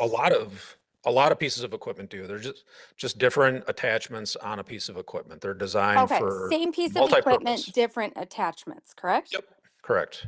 Okay, so the attachment is 150,000? No, the whole thing. So the piece of equipment itself plus the attachments. Okay. And my last question, trustee Jan Miller, you're on the committee. Why didn't you ask these questions before you voted to pass this to the village board?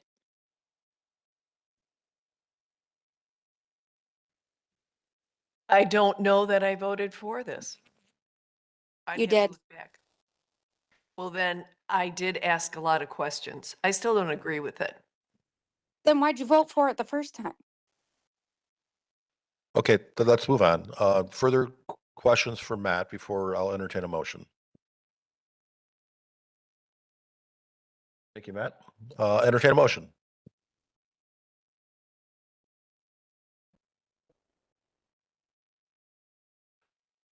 We have more discussion, seeing that we had a lot of discussion, but a lot of questions were going to staff. Further discussion on this. Seeing none, I would like to have a roll call vote.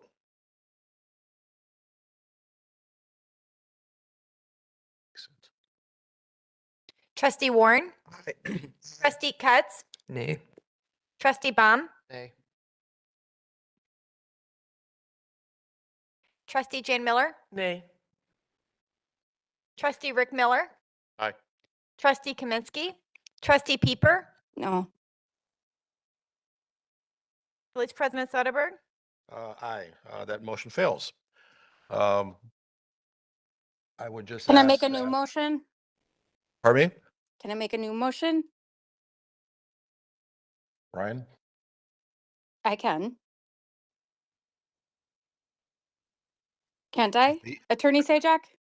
Hold on. Will you let me answer, trustee Oh, I Peeper? didn't hear you. I'm sorry.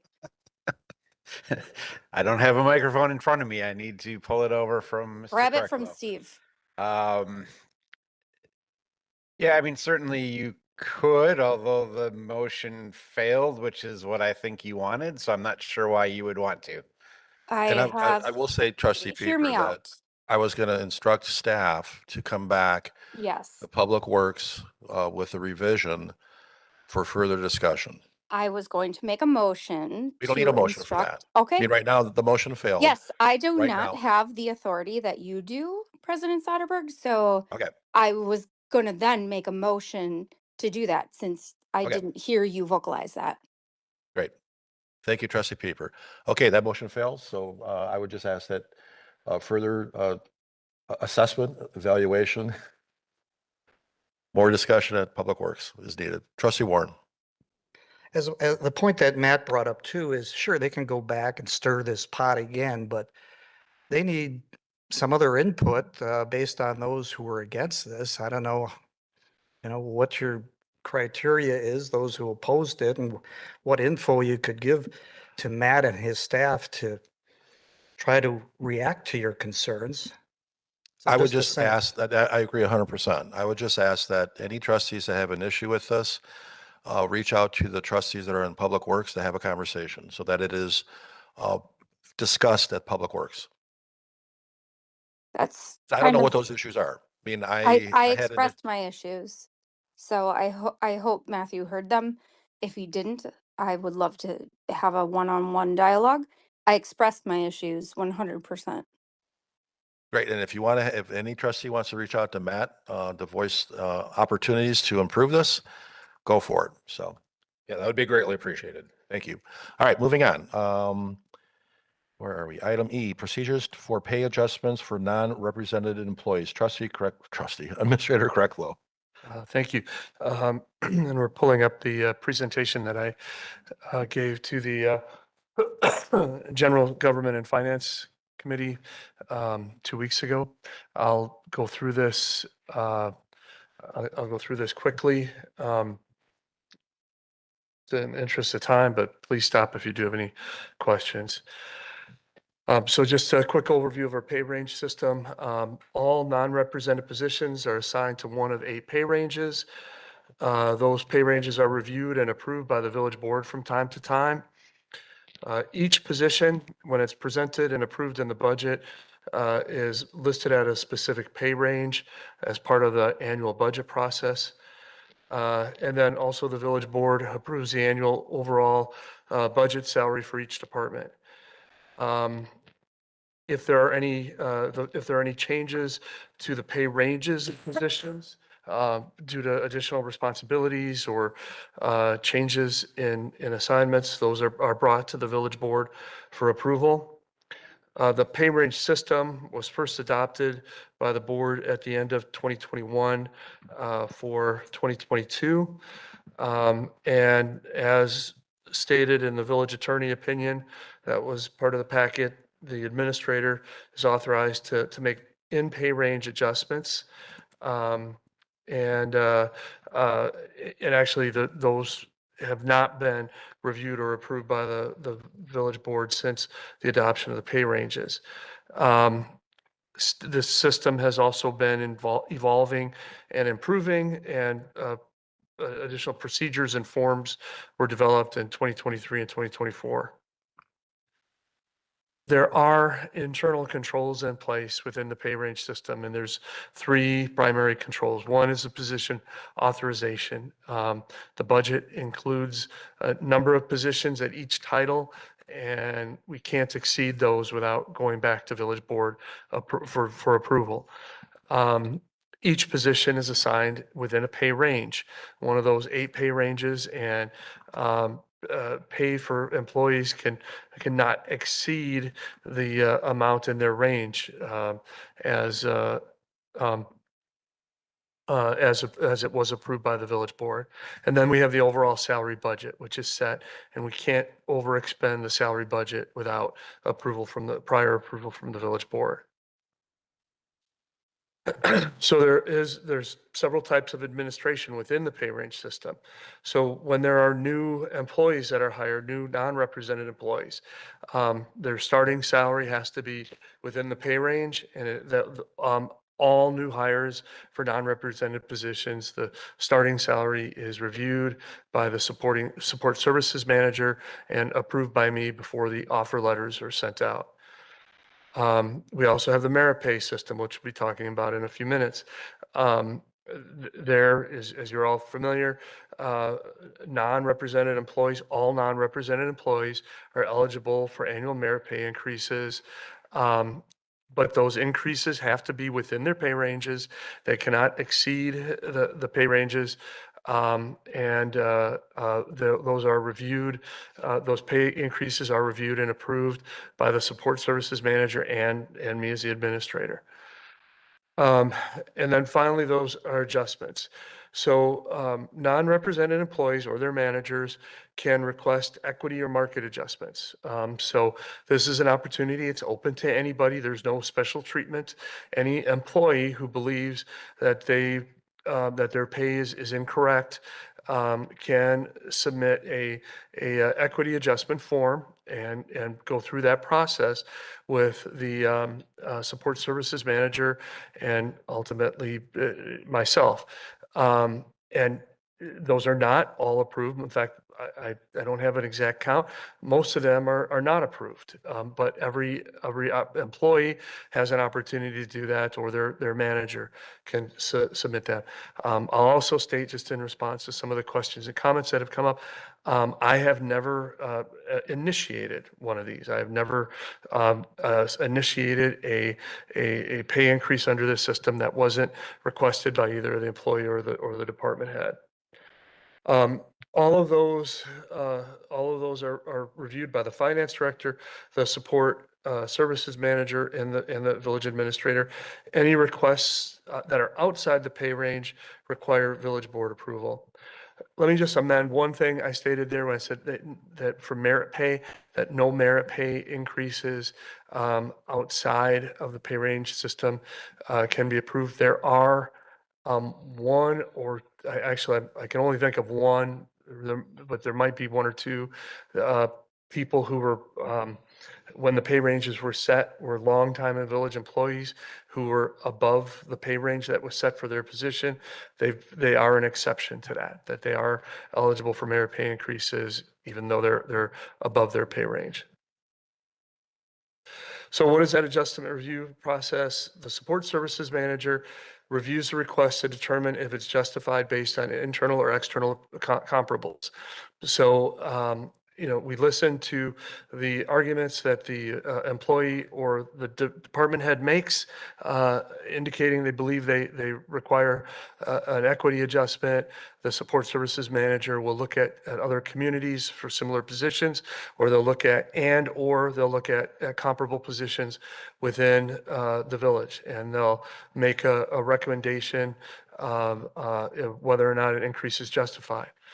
The finance director reviews to determine if the department is able to fit the request in their current and future budgets. That was one of the other questions that's come up is, well, we have tight budgets. How do we make sure these fit? The departments that submit these requests have to demonstrate how they're able to fund this and find savings elsewhere in order to fund these positions, to fund increases that come through. And then finally, after it goes to the support services manager and the finance director, it comes to me. I'll talk with both of those managers. I'll talk with the department heads. Sometimes if it's driven by an employee, I'll talk with the employee, and then make a final decision. There were 4 of these adjustments that were made in 2025 that are listed here. I won't go through these in detail, but I can explain in detail why those decisions were made, and I believe justify them. There are some recommendations for improvement that I had some recommendations. There are some other alternatives, and then I'll mention after I go through these, the action that the GGF took. We're in the process of adding these procedures to the employee handbook and documenting those so it's clear to employees, to the public, to the village board what those processes are. We have in the packet the approval adjustment request form that you can take a look at, and if it's something the village board would feel moved to do, you could, approve or modify that. And then another thing that I think would improve the process and increase the controls in place, similar to when there's an emergency contract approval that I make or a department head makes, we inform the appropriate members of the village board. I would suggest that, from this point forward, anytime there is an equity adjustment that's approved, I'll inform the village president and the chair of GGF. Some other alternatives, you could require village board approval of all non-merit salary increases. I'm not recommending that, but that is an option. You could set a dollar amount. In the presentation I gave to GGF, I said $15,000 to be, anything under $15,000 could be approved by the administrator. That's consistent with contract approvals. GGF voted 2-1 to set that at $5,000. Another option for doing this would be to take certain types of positions, the department directors, and that those salaries would have to come to the village board. So those are basically the options that are before the board here tonight, or any other options that you would like to consider. And I know this was discussed at GGF, and I believe they recommended the limit for pay adjustments be set at $5,000. So entertain a motion so we can have a discussion. I'll make a motion to approve for discussion. Can I Trustee see? Baum was second. Discussion. Can I Trustee see? Pieper? Yes. Yeah, you may. Okay. Steve, your position is not a fun one. You are constantly stuck between a rock and a hard place. I first joined this board and actually did not like you. I then grew to completely respect you and all of the work that you do. You are a salaried employee. You could go elsewhere and make so much more money. And I pray that you don't, because that would make my job so much harder, because you are very good at what you do. That being said, we know it is hard to find good employees. We've been losing good employees left and right in this village because of competitive pay. If we do not authorize the village administrator to make these pay increases, small pay increases, we're not doubling people's salary. We're adding $5,000 to their salary at discretion. If Steve authorizes a $5,000 increase to somebody's salary, it is warranted. Like I said, I didn't trust you to begin with, Steve, but holy cow, do I trust you now. And I know I'm going to get a lot of pushback for this. I know I'm going to get some emails. I understand that. But what they don't understand is the work that is bestowed upon you when you lose these good employees. You don't get overtime, and you shouldn't be doing other people's jobs. We shouldn't be losing employees left and right. This to me is logical. It is needed. Germantown needs to step it up and pay people the competitive wages that other municipalities are paying. Thank you. And I will say that I did ask Administrator Krecklow to put this deck together because of all the noise that was out there from the community, or from a couple of folks and a couple trustees, that we needed to have a discussion in terms of what the process was or what the process is. And if there's an opportunity to fine tune the process, we can have that discussion. So, and that's why we're having this discussion tonight. So further comments, discussion. Trustee Baum. We had a discussion a while ago about the board's responsibilities and the administrator's responsibilities. And I believe the administrator is required to stick to a budget, an overall budget, and we establish what that budget is. Whether he moves $5,000 from this person or $5,000 to that person, as long as we're not changing our budget, we haven't changed any tax rates based on the decisions you made. I also think if you had brought some of those decisions to us, we would approve them as well, as Trustee Pieper said, because we want to keep these people. They're good people and we value what they do for us. So while the numbers might want to be tweaked, a committee decided $5,000 was the right number.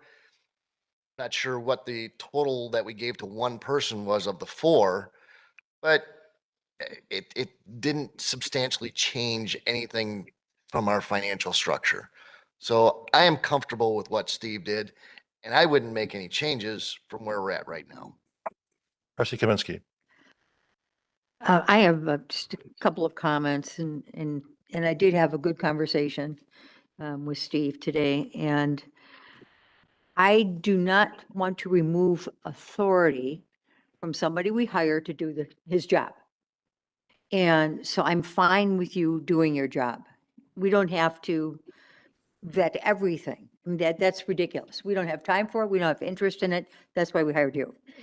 However, we have to always be sensitive to budgetary needs, budgetary issues, complaining, tight budgets, 2026 coming up. So then we have to be very careful what we do, just caveat, because when you increase somebody's salary by 10, 15% or whatever, that goes on forever, except gets bigger every year when they get their merit increases. And you have to plan ahead, not just that it fits into this budget of 2026, but how are we going to plan for that in 27, 28, and 29? Because that's a reoccurring and growing expense. It's not like buying the snowplow for the sidewalk. So I really think we need to keep that in mind, which I'm sure our village manager and our village president, when they have those discussions, will do. I do think $5,000 is too low. And in our discussions, one thing I thought sounded great was to allow our village administrator to do what he thinks is right in these cases, providing that person is somewhere between the lower and the median salary. If anything is above the median salary, then it comes to the village board for us to approve. And to me, that would be a good compromise because it's not a set dollar amount. We don't know how much these people are making. $5,000 could be like 3% for somebody, and it could be 10% for somebody else. So I prefer to have more freedom for the village administrator as opposed to setting a dollar amount.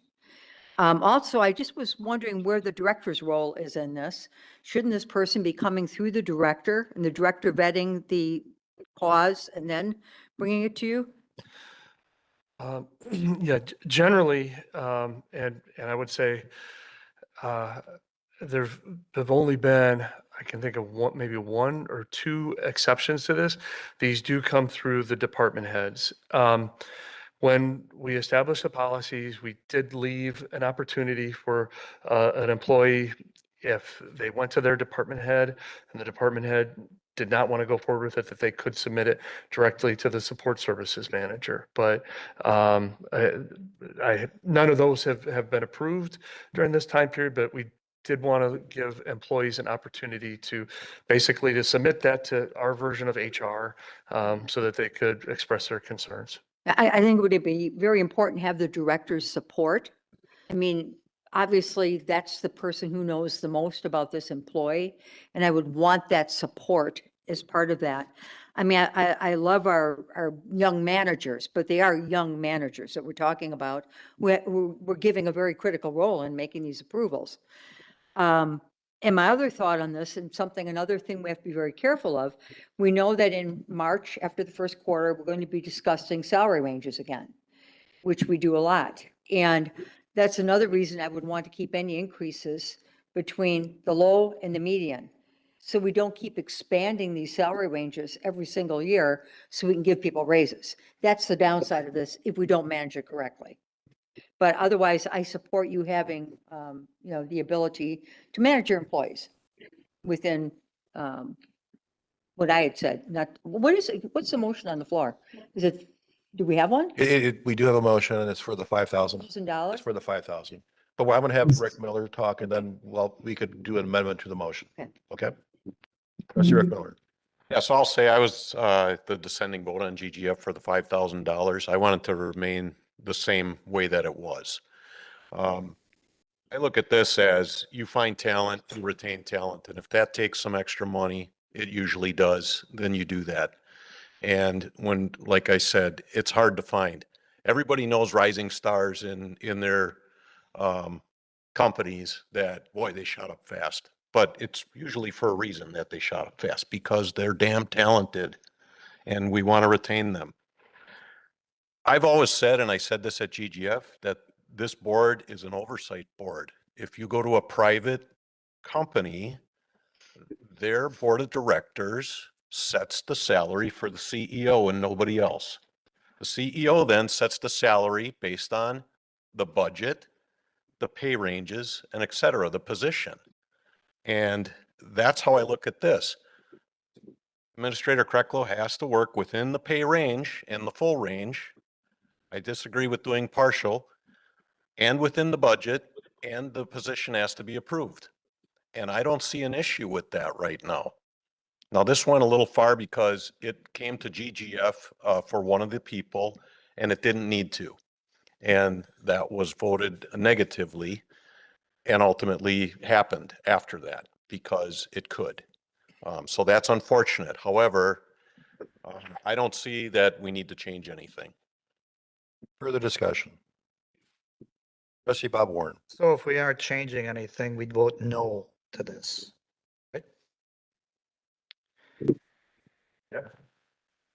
Well, we do have some recommendations for improvement.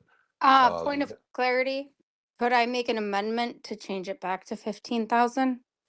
I'm just, can I just comment to Bob Warren first? And I'm going to, thank you.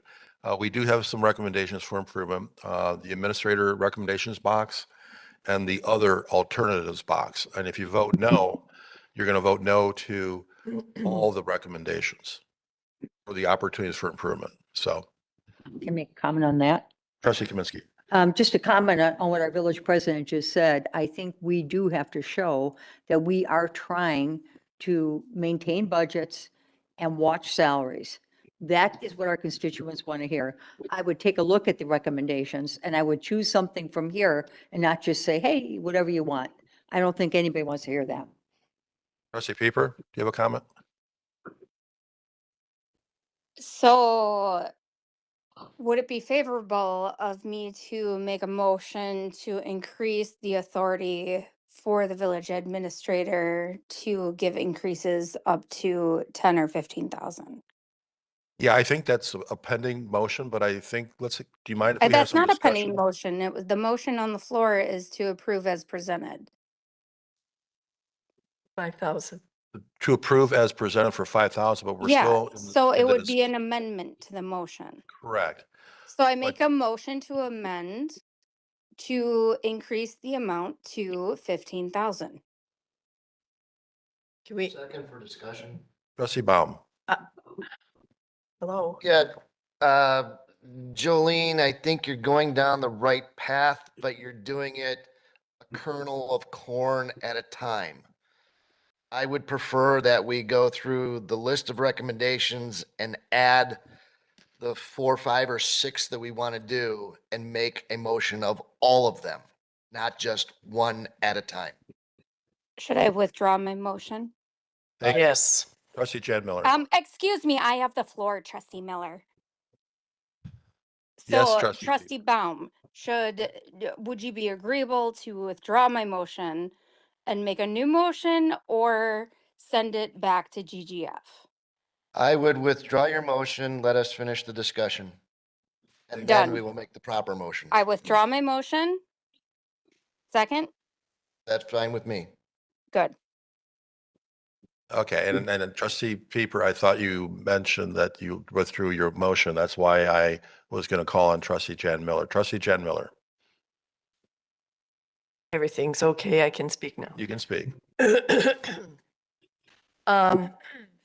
I wanted to talk about this because I put in a committee agenda item request form back on the 12th of November. And unfortunately, it never made the agenda. And first of all, I have a problem with that because I thought that all of these written agenda requests go into the agenda. So I have a question about that in procedure.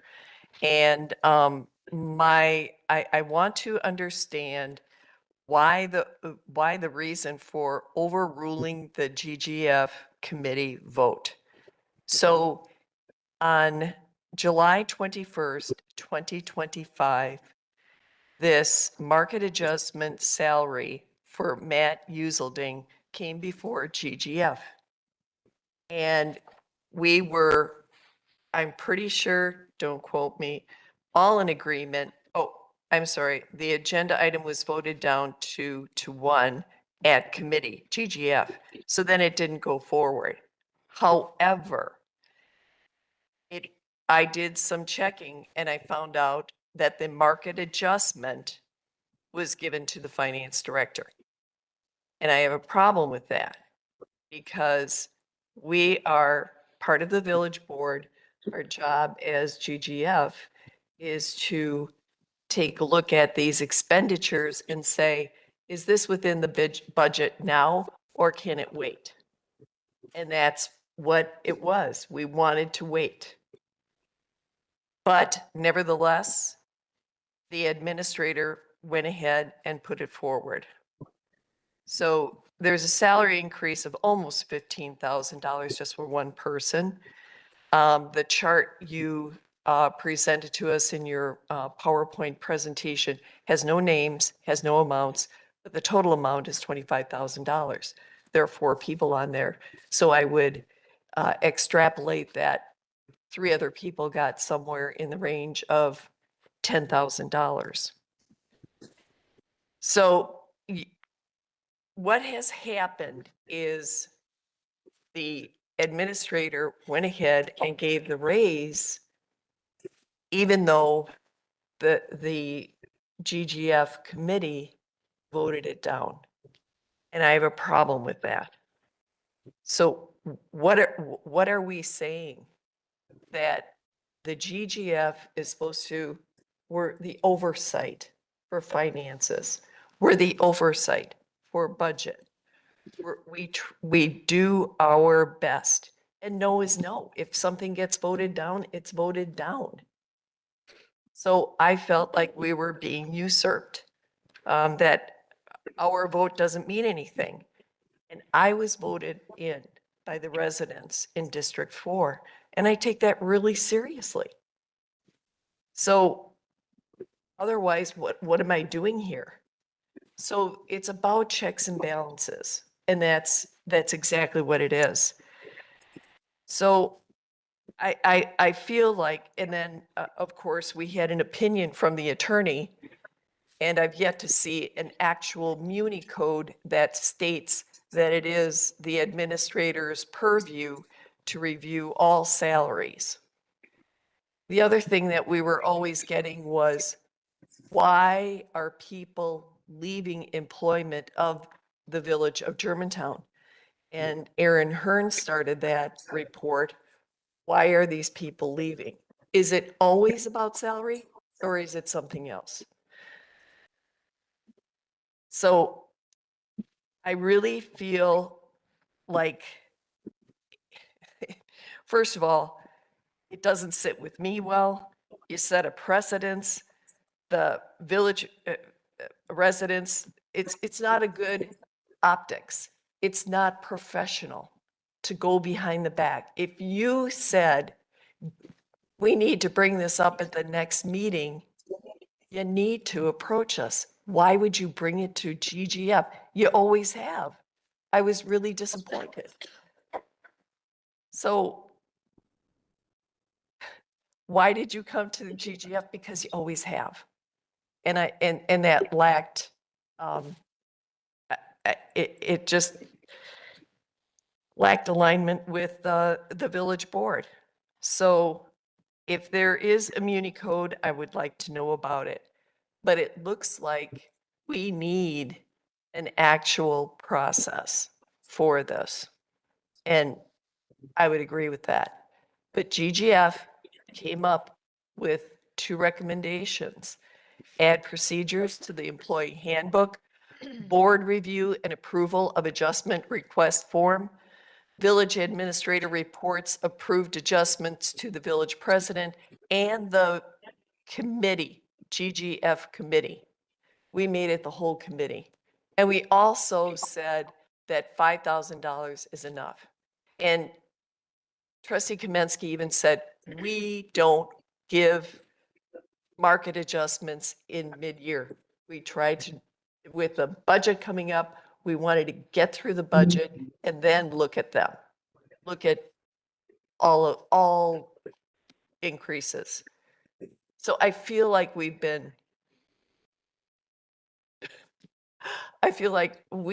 were not heard, and we're sending the wrong message.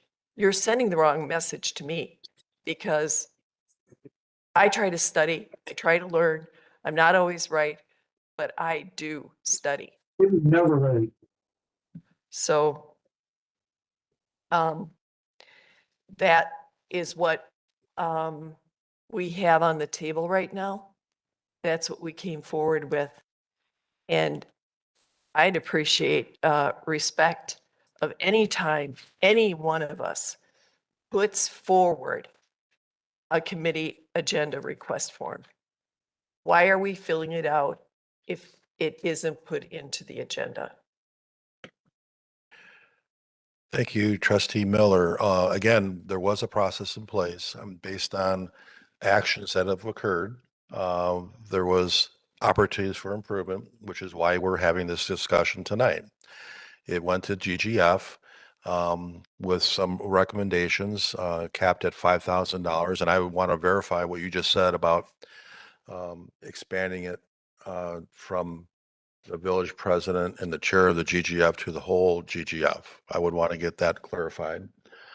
But again, I have no problem with this. Again, I've gone on record many, many times about following the process.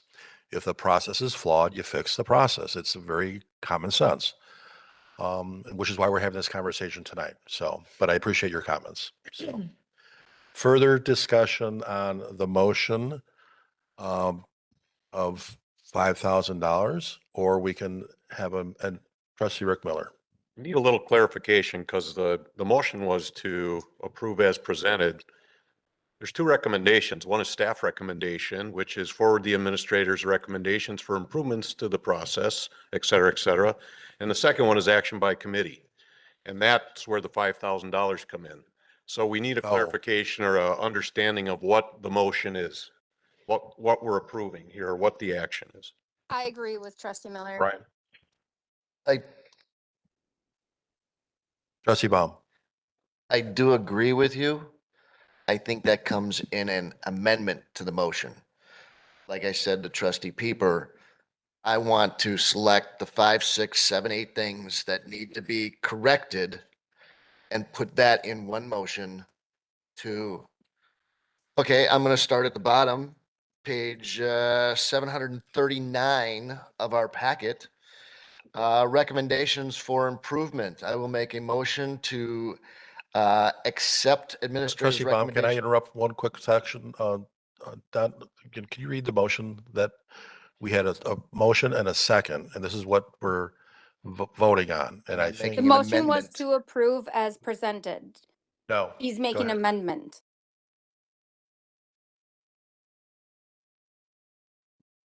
I made So the the fir- motion to approve No, as trustee presented. Peepers. Go ahead. So the last motion that was made by trustee Peeper to amend the motion to allow the administrator to have authority to approve the increase up to 15,000. And then after discussion ensued, trustee Peeper withdrew her motion. Trustee Baum agreed to her withdrawing the motion. But So I the made the original- original motion to approve as presented, and it was seconded. Yeah, the original one was motioned by trustee Peeper to approve as presented, and that was regarding the increase up to $5,000 with the authority, with the administrator having that authority, and that was seconded by trustee Baum for discussion. So now Okay. trustee Baum is making an amendment. Correct. motion. Thank you, trustee Peeper. Appreciate that. Trustee Baum. I would like to make an amendment to accept the administrator's recommendation number 1 to add procedures to the employee handbook so that this is all documented and we don't have to go through it again. I believe I would like to do number 3 as well. The village administrator should report his approval of adjustments to the village president and the GGF committee, not just the chair, but the entire committee, so that committee knows. I do not think he has to come to this entire board, tell us, because you're telling the committee responsible for finances, so I do not add number 2. Under other alternatives, require the village board approval of all non-merit salary increases. I am not going to add that. Item number 2, allow increases under $15,000 to be approved by the administrator. Is that where you were at today? There's not a specified limit today. Okay, then you're at the pay, you have to stay within the range. Whatever the range is. Yes, so is the range greater than $15,000? Yes, and in most cases it is. I will add to my motion to accept number 2 of the alternatives to limit you to $15,000. Greater increases have to be brought to the village board. Board approves director level salaries.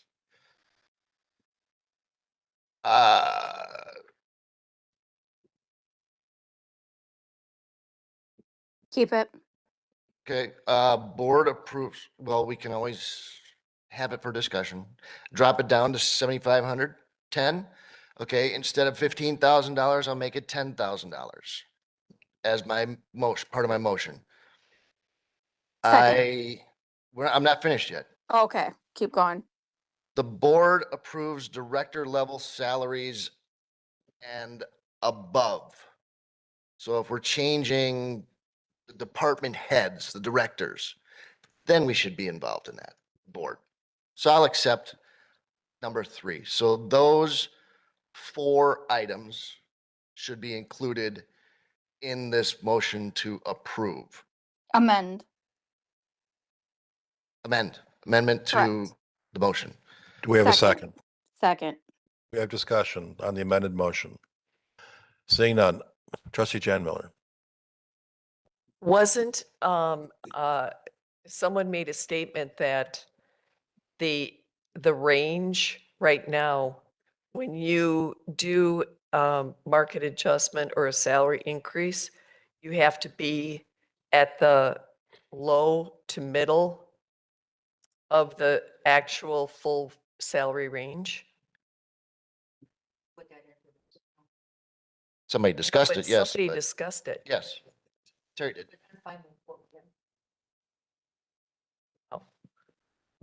What was the final number? $10,000. Yeah, no. My amendment. Trustee Kaminsky. This is a question for Steve. Tell me about $10,000. Where are the majority of your salary ranges, median?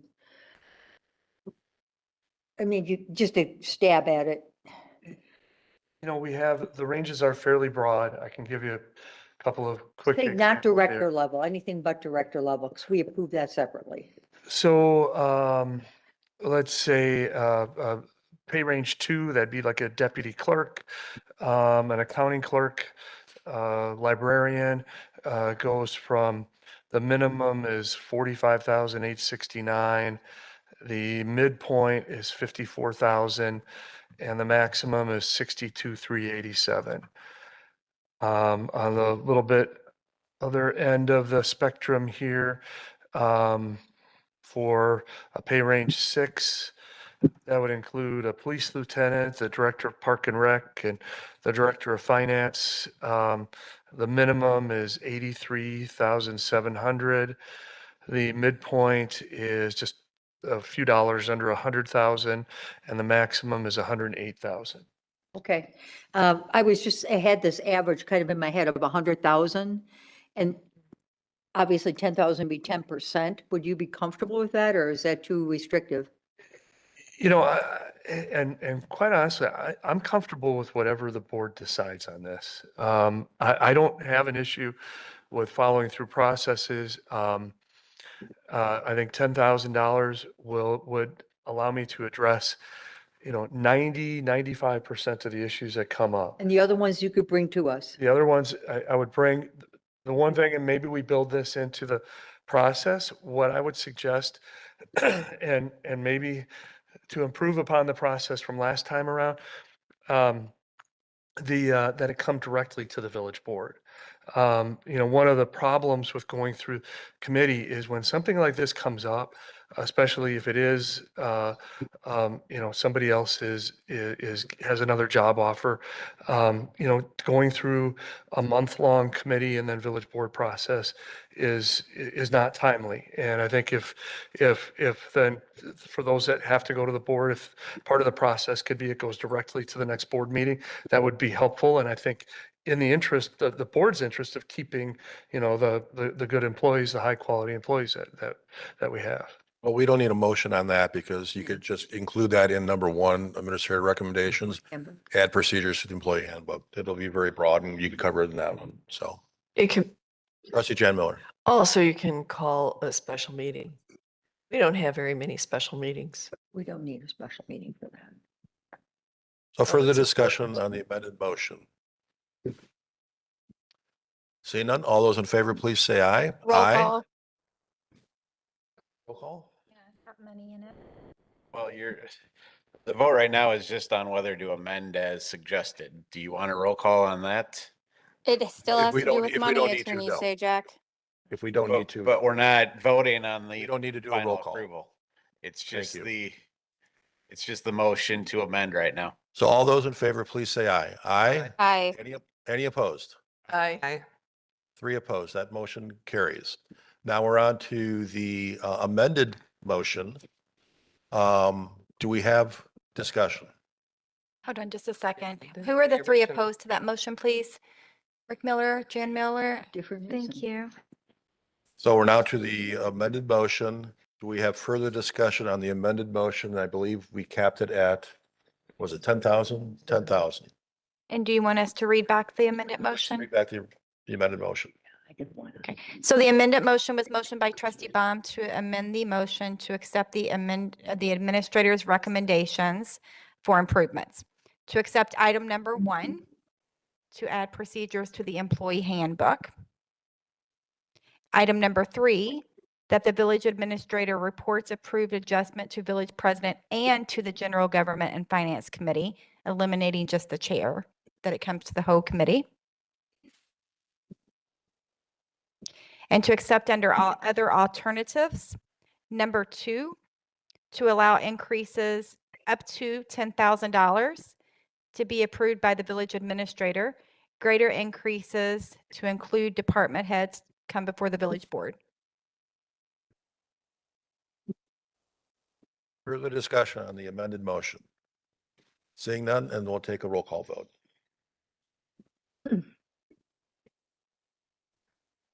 Trustee Warren. Aye.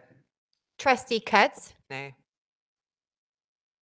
Trustee Baum. Aye. Trustee Jan Miller. Nay. Trustee Rick Miller. Aye. Trustee Kaminsky. Trustee Peeper. Aye. Village President Soderberg. Aye, that motion carries. Thank you. Great discussion. Trustee Rick Miller. Hard fought. Yeah. One question about the administrator's recommendations, the adjustment request form, that was just to approve the form, right?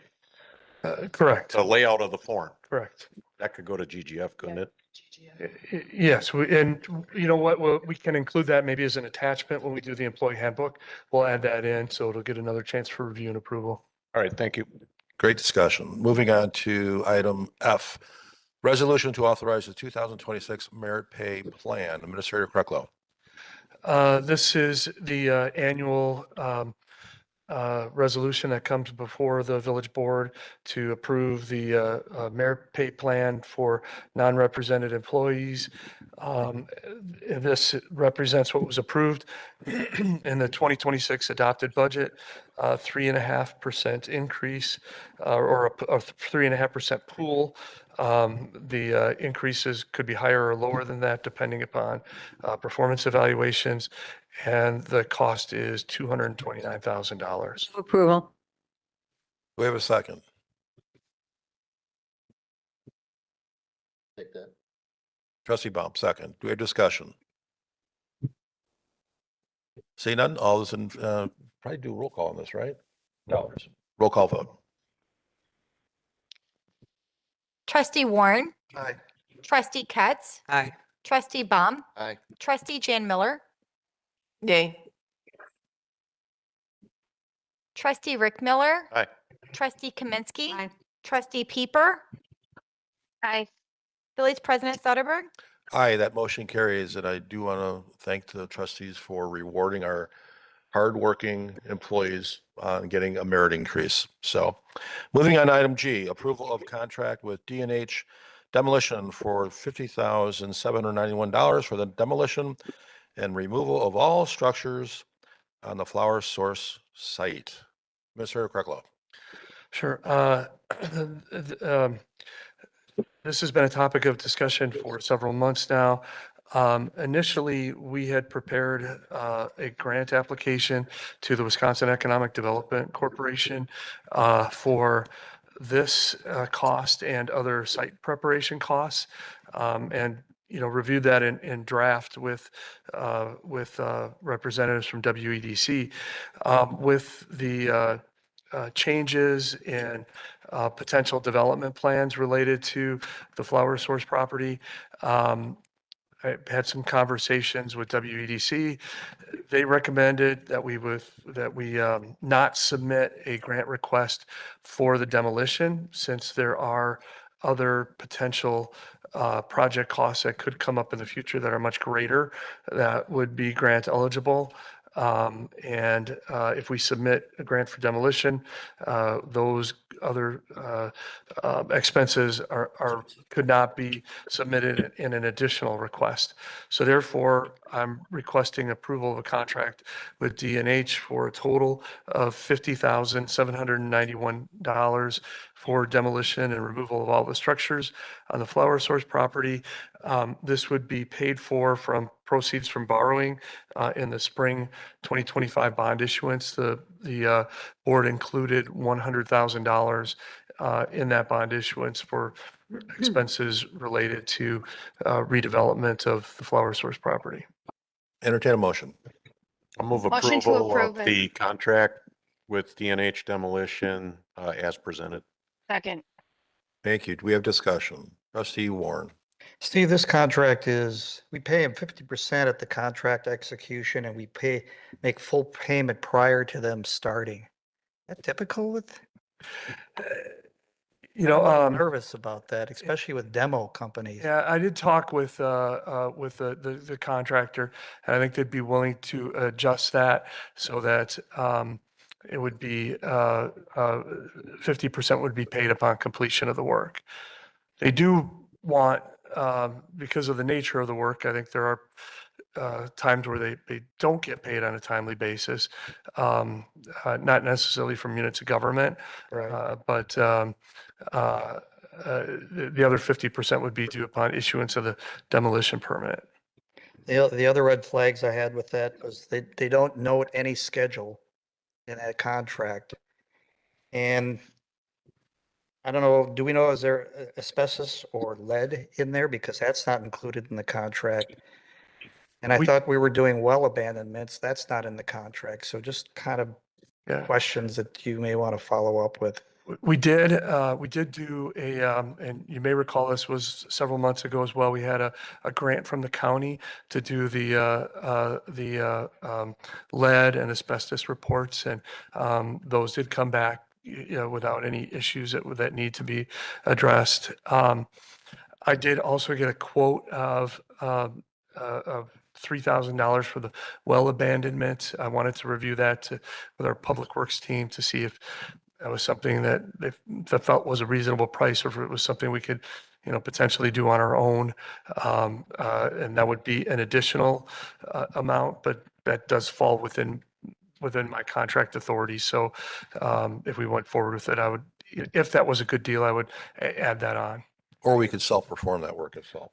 Possibly, yeah. Okay, those are my only contract Oh, concerns. and scheduling, they are, this proposal was initially submitted back in February. So, but I did talk with the contractor about scheduling, and they might be able to start work as early as this week. Okay, Trustee Baum. thank you. How are we paying for this? This would be paid for out of $100,000 in bond proceeds from the 2025 bond issuance. That was earmarked for redevelopment of the Flower Source property. Is that a cost that is going to the taxpayers? Is that a cost that is going to a potential TIF? That's to be determined. At this point, that's a decision that the board hasn't made yet. When do we make that decision? Following the community engagement process, when we have a consensus on a vision for what that property will contain, and we can go through rezoning and determine, what a development agreement is going to be like, and, if a tax increment district is necessary, or what project expenses would be included in the TID. There was discussion at some point that you could or could not make expenditures were allowable, not allowable, to be put into the TID, not to be put into the TID. I forget what all that was about. Do you remember what I'm talking about?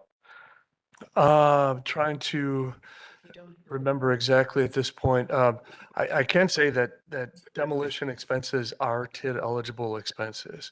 So that would be something that could be included in the project plan if a TID is proposed and formed at some point in the future. Okay, so these can be rolled into the TID, even though we're paying for them today. Oh, I know what you're saying Don't think about so. projects expenses that are made in advance. So yes, I'm sorry, now I understand your question. There are some expenses such as planning, which can be paid for in advance of the TID being formed. Demolition, gonna ask the village attorney just to make sure my memory is correct, but I believe demolition is included in there. He's looking at the statute right now. But to answer your question, the $51,000 will be taxpayer funded because of the $100,000 2025 debt issuance. That's already on the tax rolls. So is that accurate? But can we Yeah. say that that debt that was issued will be recouped when the area is redeveloped? Can we clarify that? So yes and no to both of you. The debt has been issued.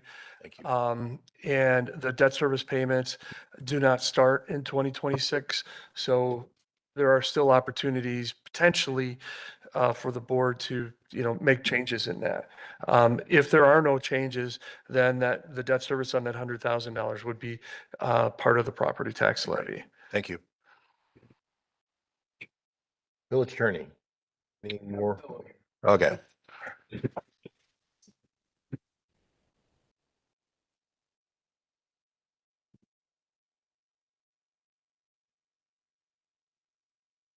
I believe this would be. While we're treated the same waiting- way, like for the costs associated with Bailey on her fees.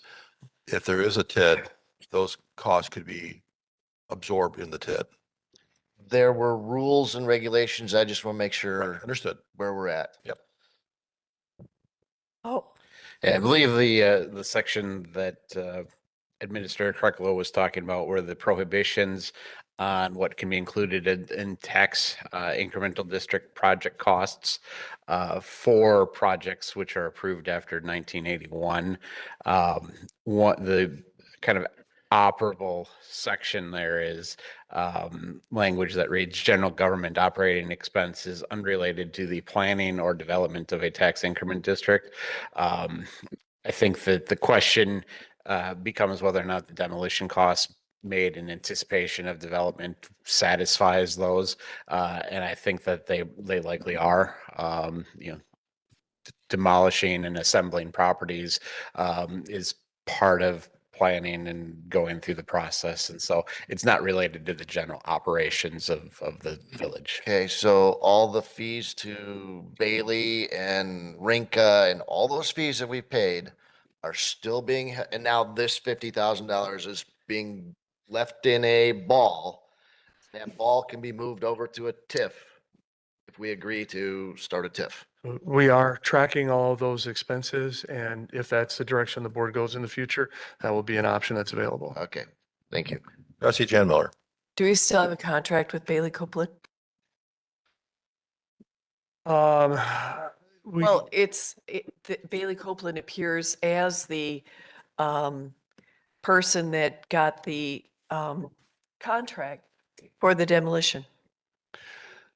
But Are that we was. going to get into trouble? She sourced that, and I wasn't on the board at that time, but my assumption is she sourced that contract months and months and months ago.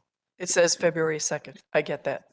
So the question becomes, because her name is on it, are we going to be able to utilize it in any TIF or TID? It That was really, already answered. yeah, and this, the quote was sent to Bailey Copeland.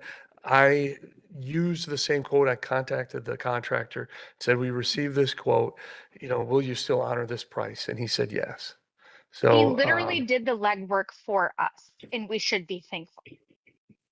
Yep, further discussion. And we are saving the flower source sign, by the way. that's to be TBD yet. We're still evaluating whether it's, Don't kill I this don't thing. want to be the killjoy, but Okay, okay. we're working on it. Further discussion. Seeing none, roll call, seeing that this is dollar amount, and I know trustee Pieper would have recommended that, so. Yep. Thank you, Julie. Trustee Warren, Aye. trustee Ketz, Aye. trustee Baum, trustee Jane Miller, Aye. trustee Rick Miller. Aye. Trustee Kaminsky, trustee Pieper, Aye. village president Soderberg. Aye, that motion carries, and we are adjourned at 9:55. Thank you for coming tonight, and please drive safe. I know there's a little snow on the roads, so please be careful. Great discussion this evening.